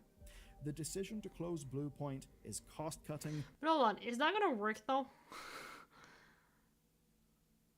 I'm thinking like with for example, America or other ways like that now, like with the tariffs and stuff like that. How will that work? Because especially in America, hasn't he like said like, oh, you know, wants the money to go inside the country, not out? I don't know. Plain and simple. It is not so much about potential or what Bluepoint could do for them in a wider strategy. The games that Bluepoint could remake, the work they could be doing. Yeah. PlayStation simply wants to spend less money so the revenue that they bring in converts into more profit. That is understandable, but I think a lot of us look at this and think, I understand how this is great for your short-term finances. Yeah. And it's great for reducing your ongoing liabilities over time. But are you giving up an asset that could be of tremendous because value they're really talented as the years roll on? And maybe, just maybe, that's the type of short-term decision that has been eroding this industry for a long time now. Instead of something reasonable, what we got was Bluepoint being acquired, and then their track record somewhat being thrown into the bin. I'd sell them instead, what the hell? As they were then positioned as a support studio and one who would be making a live service game, which is distinctly not the experience that this studio went into this whole shindig with.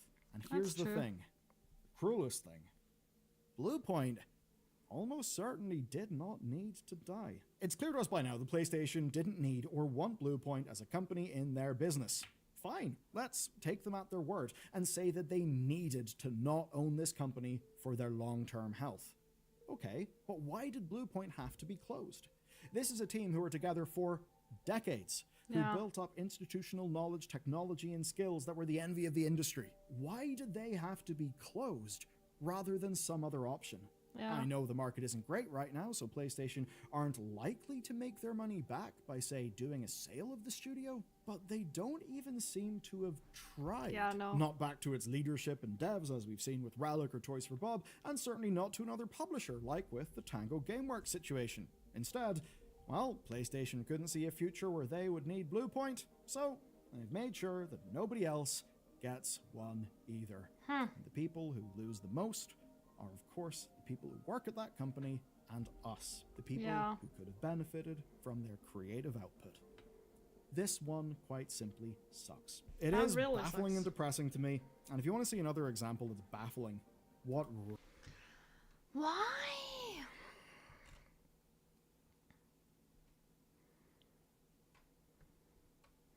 Game executives now making a live service game that prints money or get fired. Yeah. Sony wants you to play 300 live service games. Is there actually like a long-term survivability with like live service? If you have like the more live service games you have, the better? Because I feel like that is no. Like I'm not an expert, but for me it feels like the last years it's getting more and people are getting more and more happy with like indie games, story games, small studio games. Like they're not really flocking to like the big live service games in the same way. Like Helldivers is one thing, but that's a different, I feel like that's a different thing. You know what I mean? Like it's no, yeah, I agree. The indie's getting more fun, yeah. Plus they actually listen to you. Like look, fun example. Look at fucking Stardew Valley, dude. One guy. It's been 10 years. People are still fucking playing Stardew Valley. People are like, oh my god, there's gonna be a new update. They still play it. They're like, I love this game. This is amazing. What? True, yeah.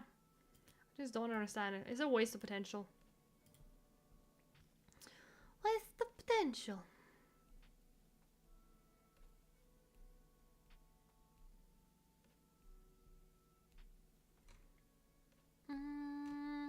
Anything new on... Oh my god, I actually forgot to check Epic. Has there been any good ones on Epic? Maybe not. Oh, Elfie's tired.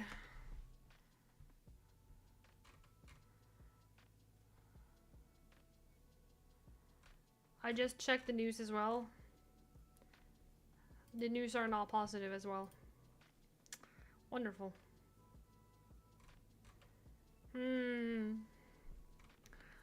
Oh, the gaming industry. It's gonna be fun to see where it's in like 5 to 10 years. God, that's gonna be...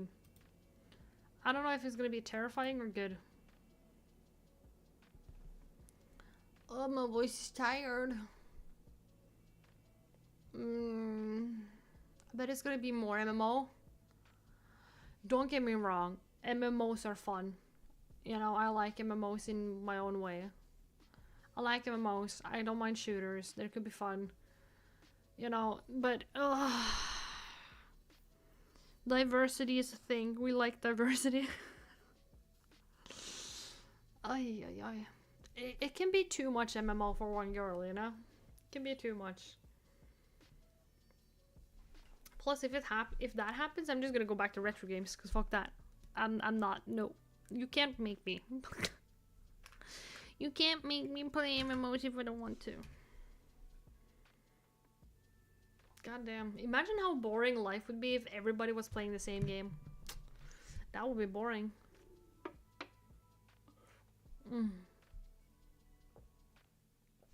Oh.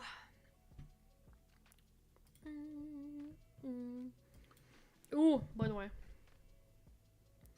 We need to check if there has been any update on Johnny Somali. I don't think there has, but maybe?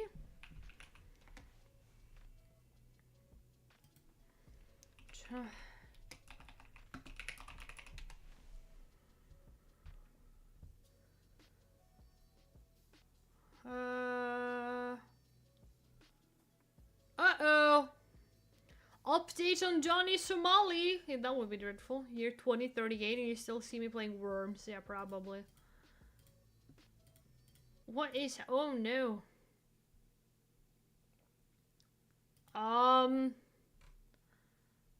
The what now? Update lifetime? I don't know. Should we... Maybe we should watch Legal Mindset since he's a lawyer. Should we do that? We all do bye-bye.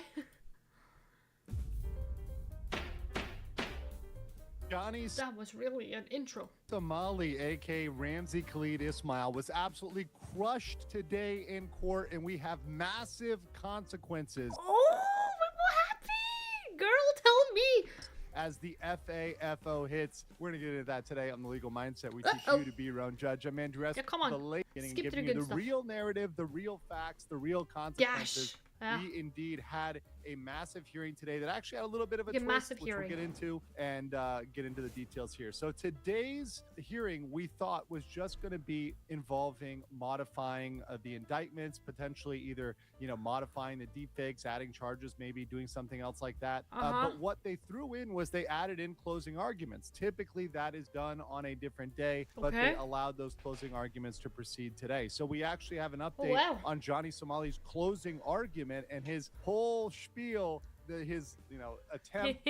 I'm sorry. His last attempt to make his defense, which failed miserably. It did. We had the Somali conviction team present there, taking notes, taking transcripts, so we have very good details there. There was no Hank in the courtroom. This Still is the no second Hank? time that Hank has not been Where's there Hank? in the courtroom with Ramsey Khalid Ismail. Johnny Somali, aka Ramsey Khalid Ismail, RKI, made a very bad argument in terms of his closing argument that was poorly received. Everybody in the court was shocked by the fact that he was making these statements and going this angle with his closing argument, and even the judge had a visible bad reaction to what he was doing. The prosecution also gave the recommended punishment, and it is way worse than most people would have expected, and actually has some real consequences for him even in the United States. So we're I'm doing seal clap. Girl, we're getting fed today. What the fuck happened? Well, I was gone for 2 days. What the hell? Okay.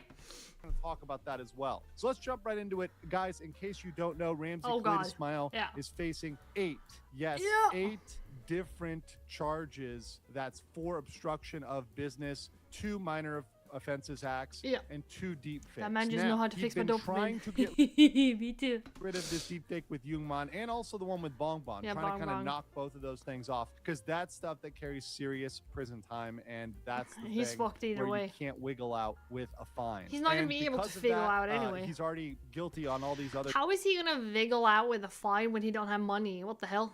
accounts. He already pled guilty to all these accounts, but he was fighting these 2. He was really banking on today being a day where they drop those deepfakes, because these deepfakes, once again, have mandatory prison time, mandatory recommendations, and he's got 2 of them on his count. They had this motion to modify the indictment, and they filed this days ago. I kept that under wraps because I wanted to see where this went and how this played out. Obviously, if there was a modification, we wanted to be able to explain it. So today we found out during the hearing what that was. RKI was hoping this was going to be the deepfakes dropped. They were going to get rid of the Jungman deepfake because he had a quote-unquote unofficial settlement with Jungman. But mind you, in the Korean system, the prosecutors have all of the authority as to whether or not a charge is dropped, what they do with the charge. So even if you receive a settlement with a Do you remember that he threatened the prosecution as well? them saying, hey, or somebody else, the other party there, okay. because these people, Jungman and RKI, both showed the deepfake, and the deepfake was of Jungman and Hank making out naked. Very definitely fits the deepfake statute to a T. But the prosecution did not drop the charges. In fact, they did not even mitigate the charge. All they did was update a table of contents and update dates and times of some of the crimes, including some of the deepfakes. They updated those to be correct. So all they did was issue corrections to dates and times. When the vacation is that good, you need to expand it 20 more years. Yeah, and give him a piece of soap. So this is a massive, massive loss for RKI, as his whole case was banking on getting rid of these deepfakes. Here's a lesson, kids. Do not fuck around in a different country and harass people. Do not do that, okay? And don't use AI and shit like that to make deepfakes. Because you know what? You might think you're getting away with it. No, you will not. Fuck around and find out. That's the true lesson of the day. So let's jump into his closing argument. What did he say? I want to know what he said. This is the words of Johnny Somali, aka Ramsey Khalid Ismail. Is he gonna read it? I'm going to break it down and then we're going to do some analysis. So Ramsey said, "I sincerely apologize for my actions in Korea. I express remorse for the incident for which I was charged. Isn't this a little too late? He could have done that from the start. I have been held captive."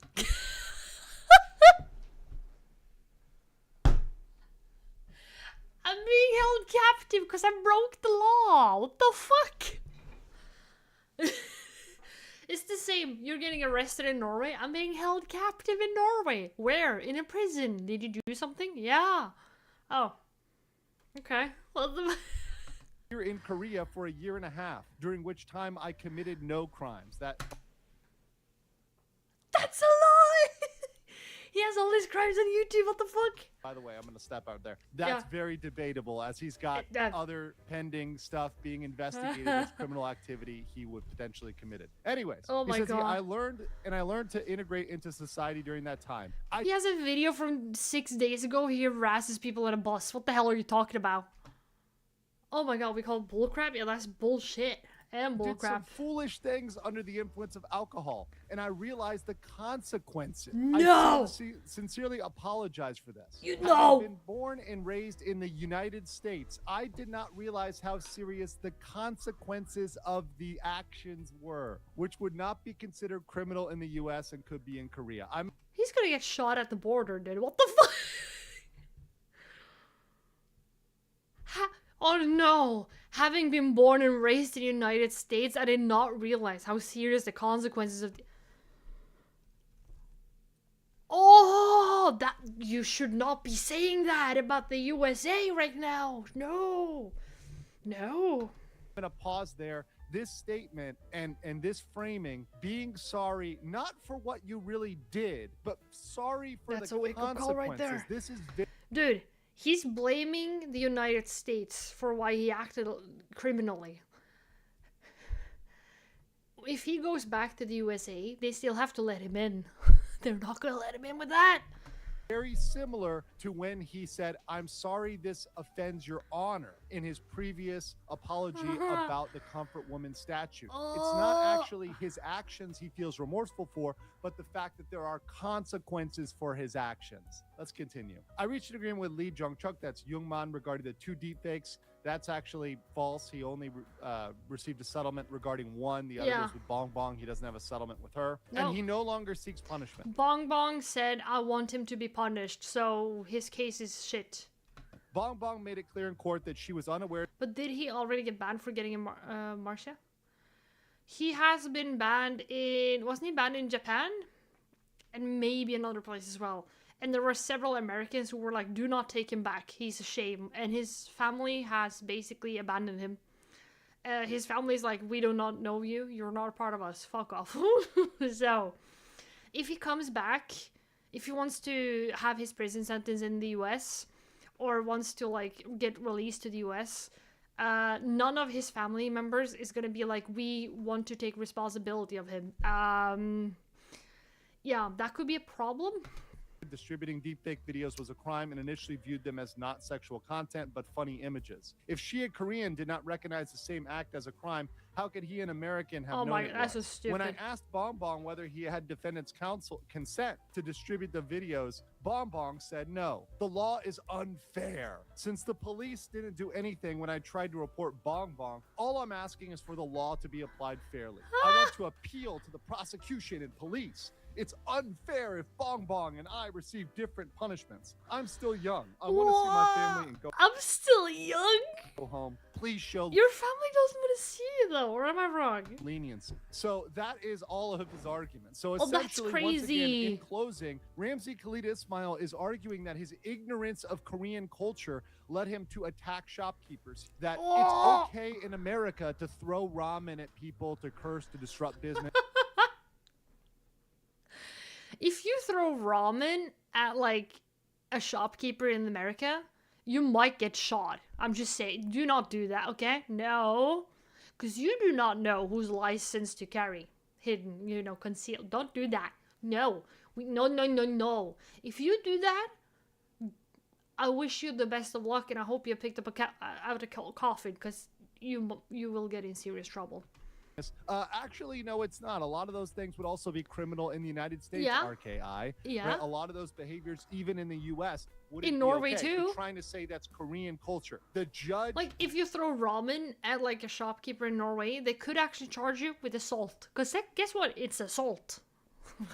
did not like that at all. He also claimed that Jungmann doesn't want punishment, but it doesn't matter that Jungmann doesn't want punishment. It's up to the prosecutors to determine whether to bring that forward or not. And last, he attacked Bong Bong. You see how much he focused on this is unfair. Well, this argument, as I've said from the beginning of this case, is a loser in any country when it comes to criminal defense. You cannot say, I should be innocent because you didn't charge this other person who did the same thing. It's the speeding analogy. Hey, you didn't give that guy a speeding ticket, therefore you can't give me a speeding ticket. It simply doesn't work anywhere on earth. And trying to use this here was always a loser strategy. And the fact that he played it out is actually full comedy.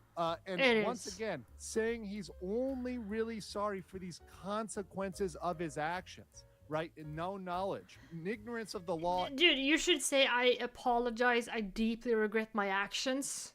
Because I realized that my action has been horrendous. But he's only sad for the consequences of... Oh my god, he's so dumb. Is not a defense, you're stupid. In this case, when he was on a spree. Continuing, the judge visibly reacted and gave side eye. This is something that was perceived by the Somali Conviction Court. The judge is normally very serious, very straight-laced, no nonsense, but he had an actual physical reaction when RTI tried to blame ignorance of Korean culture. And when he started to attack Bong Bong and imply that she should be punished, that did not go well with anybody in the room. The prosecutors, the judge, they were not having any of that, not entertained by that. You know what? You fuck around and you find out. Piss of a person enough, piss of a country enough, they're gonna make sure it stops. Because my god, that is so dumb. That the law is unfair and the police didn't do anything about Bong Bong and that they received different punishments. That did not Bong Bong is considered the victim, you dumbass. At all. No one in the court thought that apology was sincere, and nobody was buying that argument. So what did the prosecution drop? Well, they dropped their sentencing recommendation, and it is insane. The prosecution... Sex offender registration!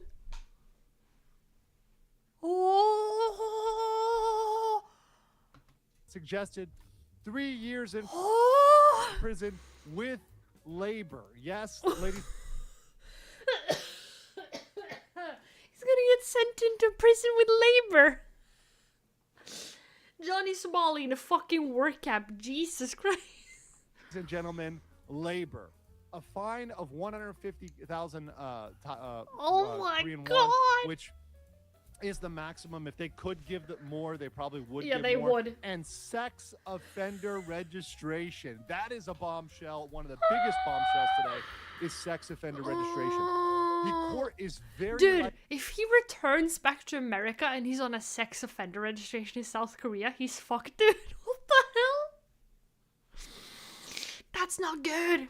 Likely to adopt the prosecution's recommendation or only give a little bit below. Oh my god. 2 to 3 years, very reasonable to say. You know, they recommended 3, maybe they give 2. Very reasonable to predict that. The fine registration, my god. That's the very, very likely ruling that's going to come up during sentencing, which will be the next hearing. His 2 smartphones are also forfeited. He is not going to get those back. And as part of being a registered sex offender, his labor will only be with other prisoners, right? So likely he is going to get factory labor job or prison toilets because he is not going to be allowed as a sex offender in Korea to interact with normal people.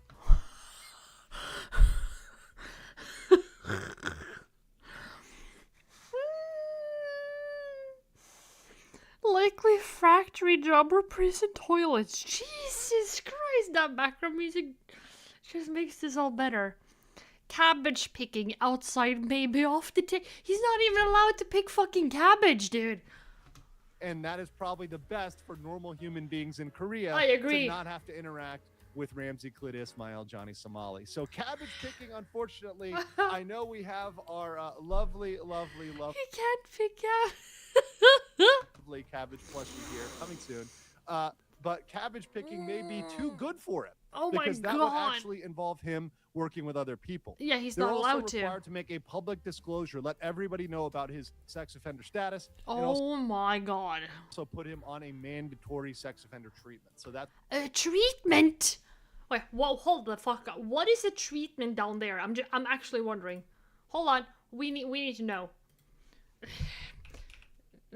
Offender treatment South Korea. South Korea employs a strict multi-layered approach to sex offender treatment, combining up to 500 hours of mandatory cognitive behavioral psychotherapy with chemical castration.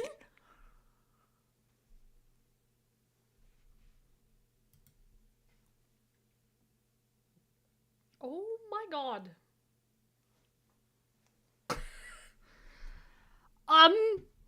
He's fucked, dude. He could be court ordered. Oh my God. Oh my God.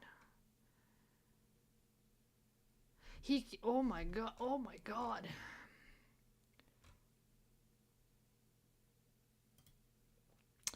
Yeah, he's not gonna have a fun time.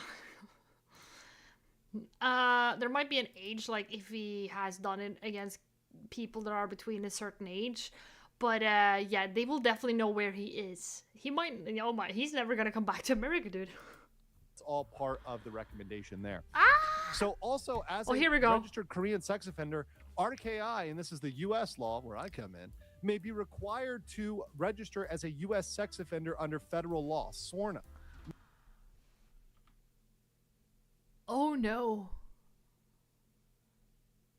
The registry in the US is public. People have guns. I would stay out of the US. Now, this is interesting because convictions under the laws of any foreign country require you to register as long as that conviction was fair and had due process. Oh my God. South Korea meets this standard. He went through a lot of due process. Yeah. This is considered fair by U.S. law, so South Korea is considered a fair country. It's not North Korea. It's not some sort of other country like Cuba or something like that that's going to have unfair political laws, etc. Because South Korea would meet that standard. So he's required to register upon 3 days of entering the U.S. So he must register in any U.S. jurisdiction where he resides, works, or attends school. Failure to register in the U.S. can carry a 10-year jail sentence. So that is waiting for him after he gets out of jail in South Korea. Massive W. The next trial date and sentencing is set for April 15, 2026. And now this is very funny. The judge asked him, hey, do you want to be sentenced quickly? And Johnny Somali said, yes, I would like to be sentenced quickly. And essentially ignored his wish. He did. A little F-U to Somali. Okay. Ignored that and normal procedure, which is setting the sentencing 2 weeks after closing arguments. These were closing arguments. 2 weeks after would still be this, would be early March or mid-March. No, we're going to put it in April 15. So they set it for 2 months instead. So April 15 stream. You and I, we are all gonna learn what sentence he gets, because this can get very fucking exciting. So mark it in your calendars, April the 15th. We have to pop popcorn, we have to be ready with our drinks, and we're gonna figure out what the hell is gonna happen. Because, oh my God. Even on the way out, it looks bad for Johnny Somali. This is a total loss for Cabbage Boy. I want to know what you guys think in the comments below, and I'll catch you on the next. That is insane. Oh, he's screwed, dude. He's actually screwed. Oh my God. Oh my God. Thanks, Korea. Bold to tell the court that their laws are unfair. I have no words, only a big smile. Dude, it's funniest thing to me is that with Labor Edition, it's like they see what's the problem is and want to force him to actually do honest work for once in his life. Oh my god. You know what, stream? You know what, you guys? This, if you wake up tomorrow on a Monday and think, wow, I have a shitty day. If you have a shitty week next week, okay? If you wake up and you think, my god, this week just sucks. You know what? Promise me one thing. Remember, it could be worse. You could be him. It could be worse. We all of us, we're having a pretty nice life right now. Because you and I, yeah, we are allowed to pick cabbage if we want to. He might not be allowed to pick cabbage much longer. Oh my god. The sex offender thing is the best about this. His years in Korea prison, he could somewhat hide back in the US, but the SOAT registration will follow him for a long time. Carb is a bitch. Yeah. Is there a GoFundMe for keeping him locked up? Being homeless is way better. Dude, I would rather be homeless and live on the top of the Eiffel Tower with only birds as friends. That actually is better. Holy shit.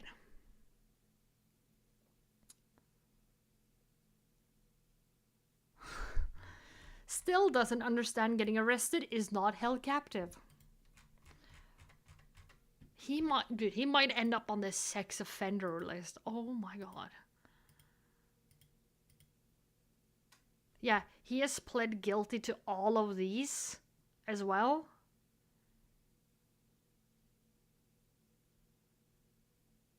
Yeah, so he owns the fine, I think. And then he owns the fine there. Oh no. Oh no. Oh no. Oh.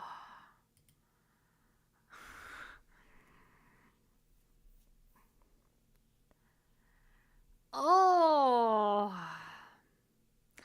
I think the sex offender registration is going to be the most exciting to see what happens there. Because, like, does he have to have mandatory therapy? Or, like, what? 2 more guilty and we can all say bingo. I think we can say bingo already. That is their crazy finish. Oh my god. I am actually... Oh, you fucked around and found out, didn't you? Oh no. Has he posted? Okay, I never go into his channel, but I'm gonna check if he has been bold enough to post something. Has he been dumb enough to do that?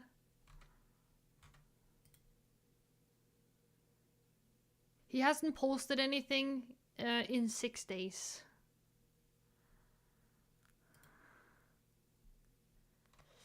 Two days ago, he said, why I will beat the deepfake kid. Oh. You lost, Cabbage Boy. Oh my god.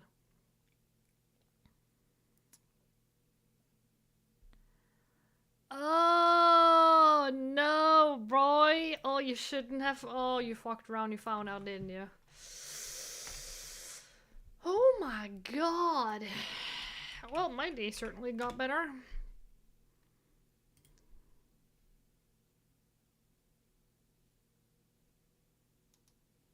Uh-oh. Let's see.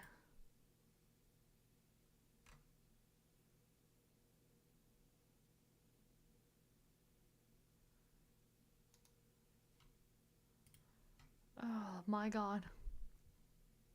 Here we go.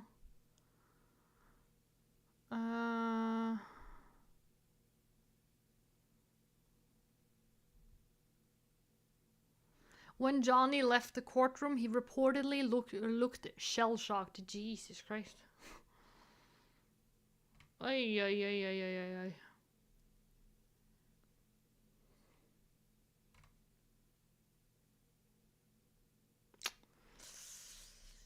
Oh, and then he tried to blame the US. Yeah, that was fun. Oh my god, dude.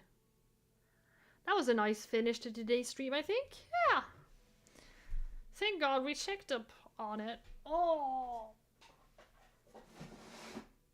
Now we can enjoy a nice week.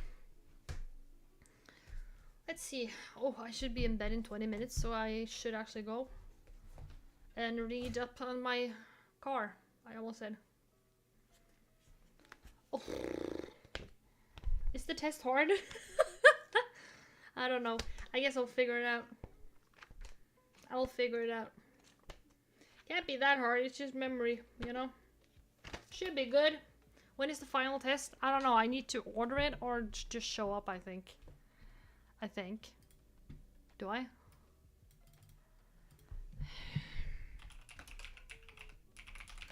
Can I just order it online?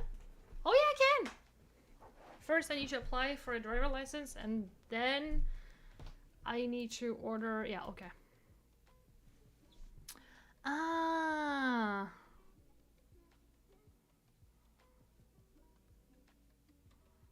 Okay, I need to... Okay.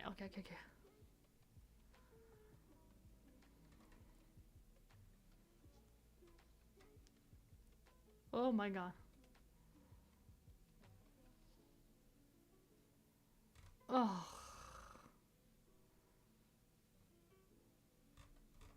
Yeah, I need to apply for... just watch Fast and Furious is faster to learn from it. Oh, but it's... No, I don't think that will work. But I think it's more like, I don't think it's that hard. I think it's more my brain is just thinking that like it's harder than what it is. You know what I mean?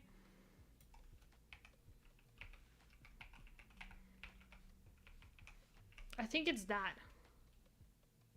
You know? It's just harder than what...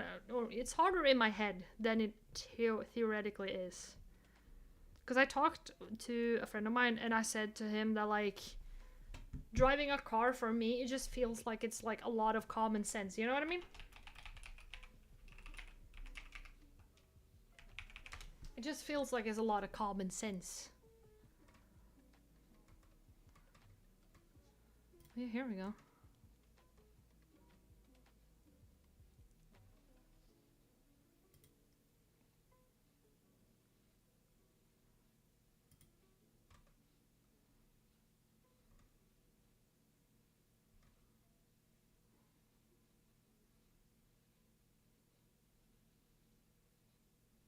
Oh my god. So yeah, I think that's the problem. That like I'm making it harder in my head than what it is. So yeah, I think I'm gonna go now before it gets too late. I desperately need sleep. Ugh. I feel my voice is cracking and my eyes are tired. But I will see if we will have day stream on Code Ella either tomorrow or Tuesday. But we will have night stream this week. We will have night streams this week. We will. So yeah. I will push out a schedule tomorrow. I know I've been off with that, but I've been dealing with some batshit crazy people I know that I'm not in contact with. Yeah. Long story short, crazy people not leaving me alone. They're leaving me alone now, hopefully forever. Elfie is back to normal. So yeah. But it will be quick goodbye and I will go and sleep. So I hope you guys have a nice week. I will be on tomorrow. So yeah, see you then. Same time. I will put a schedule out tomorrow. Goodbye. Bye-bye. Okay, night-night. Good night. Bye-bye. Bye. Bye. Bye-bye.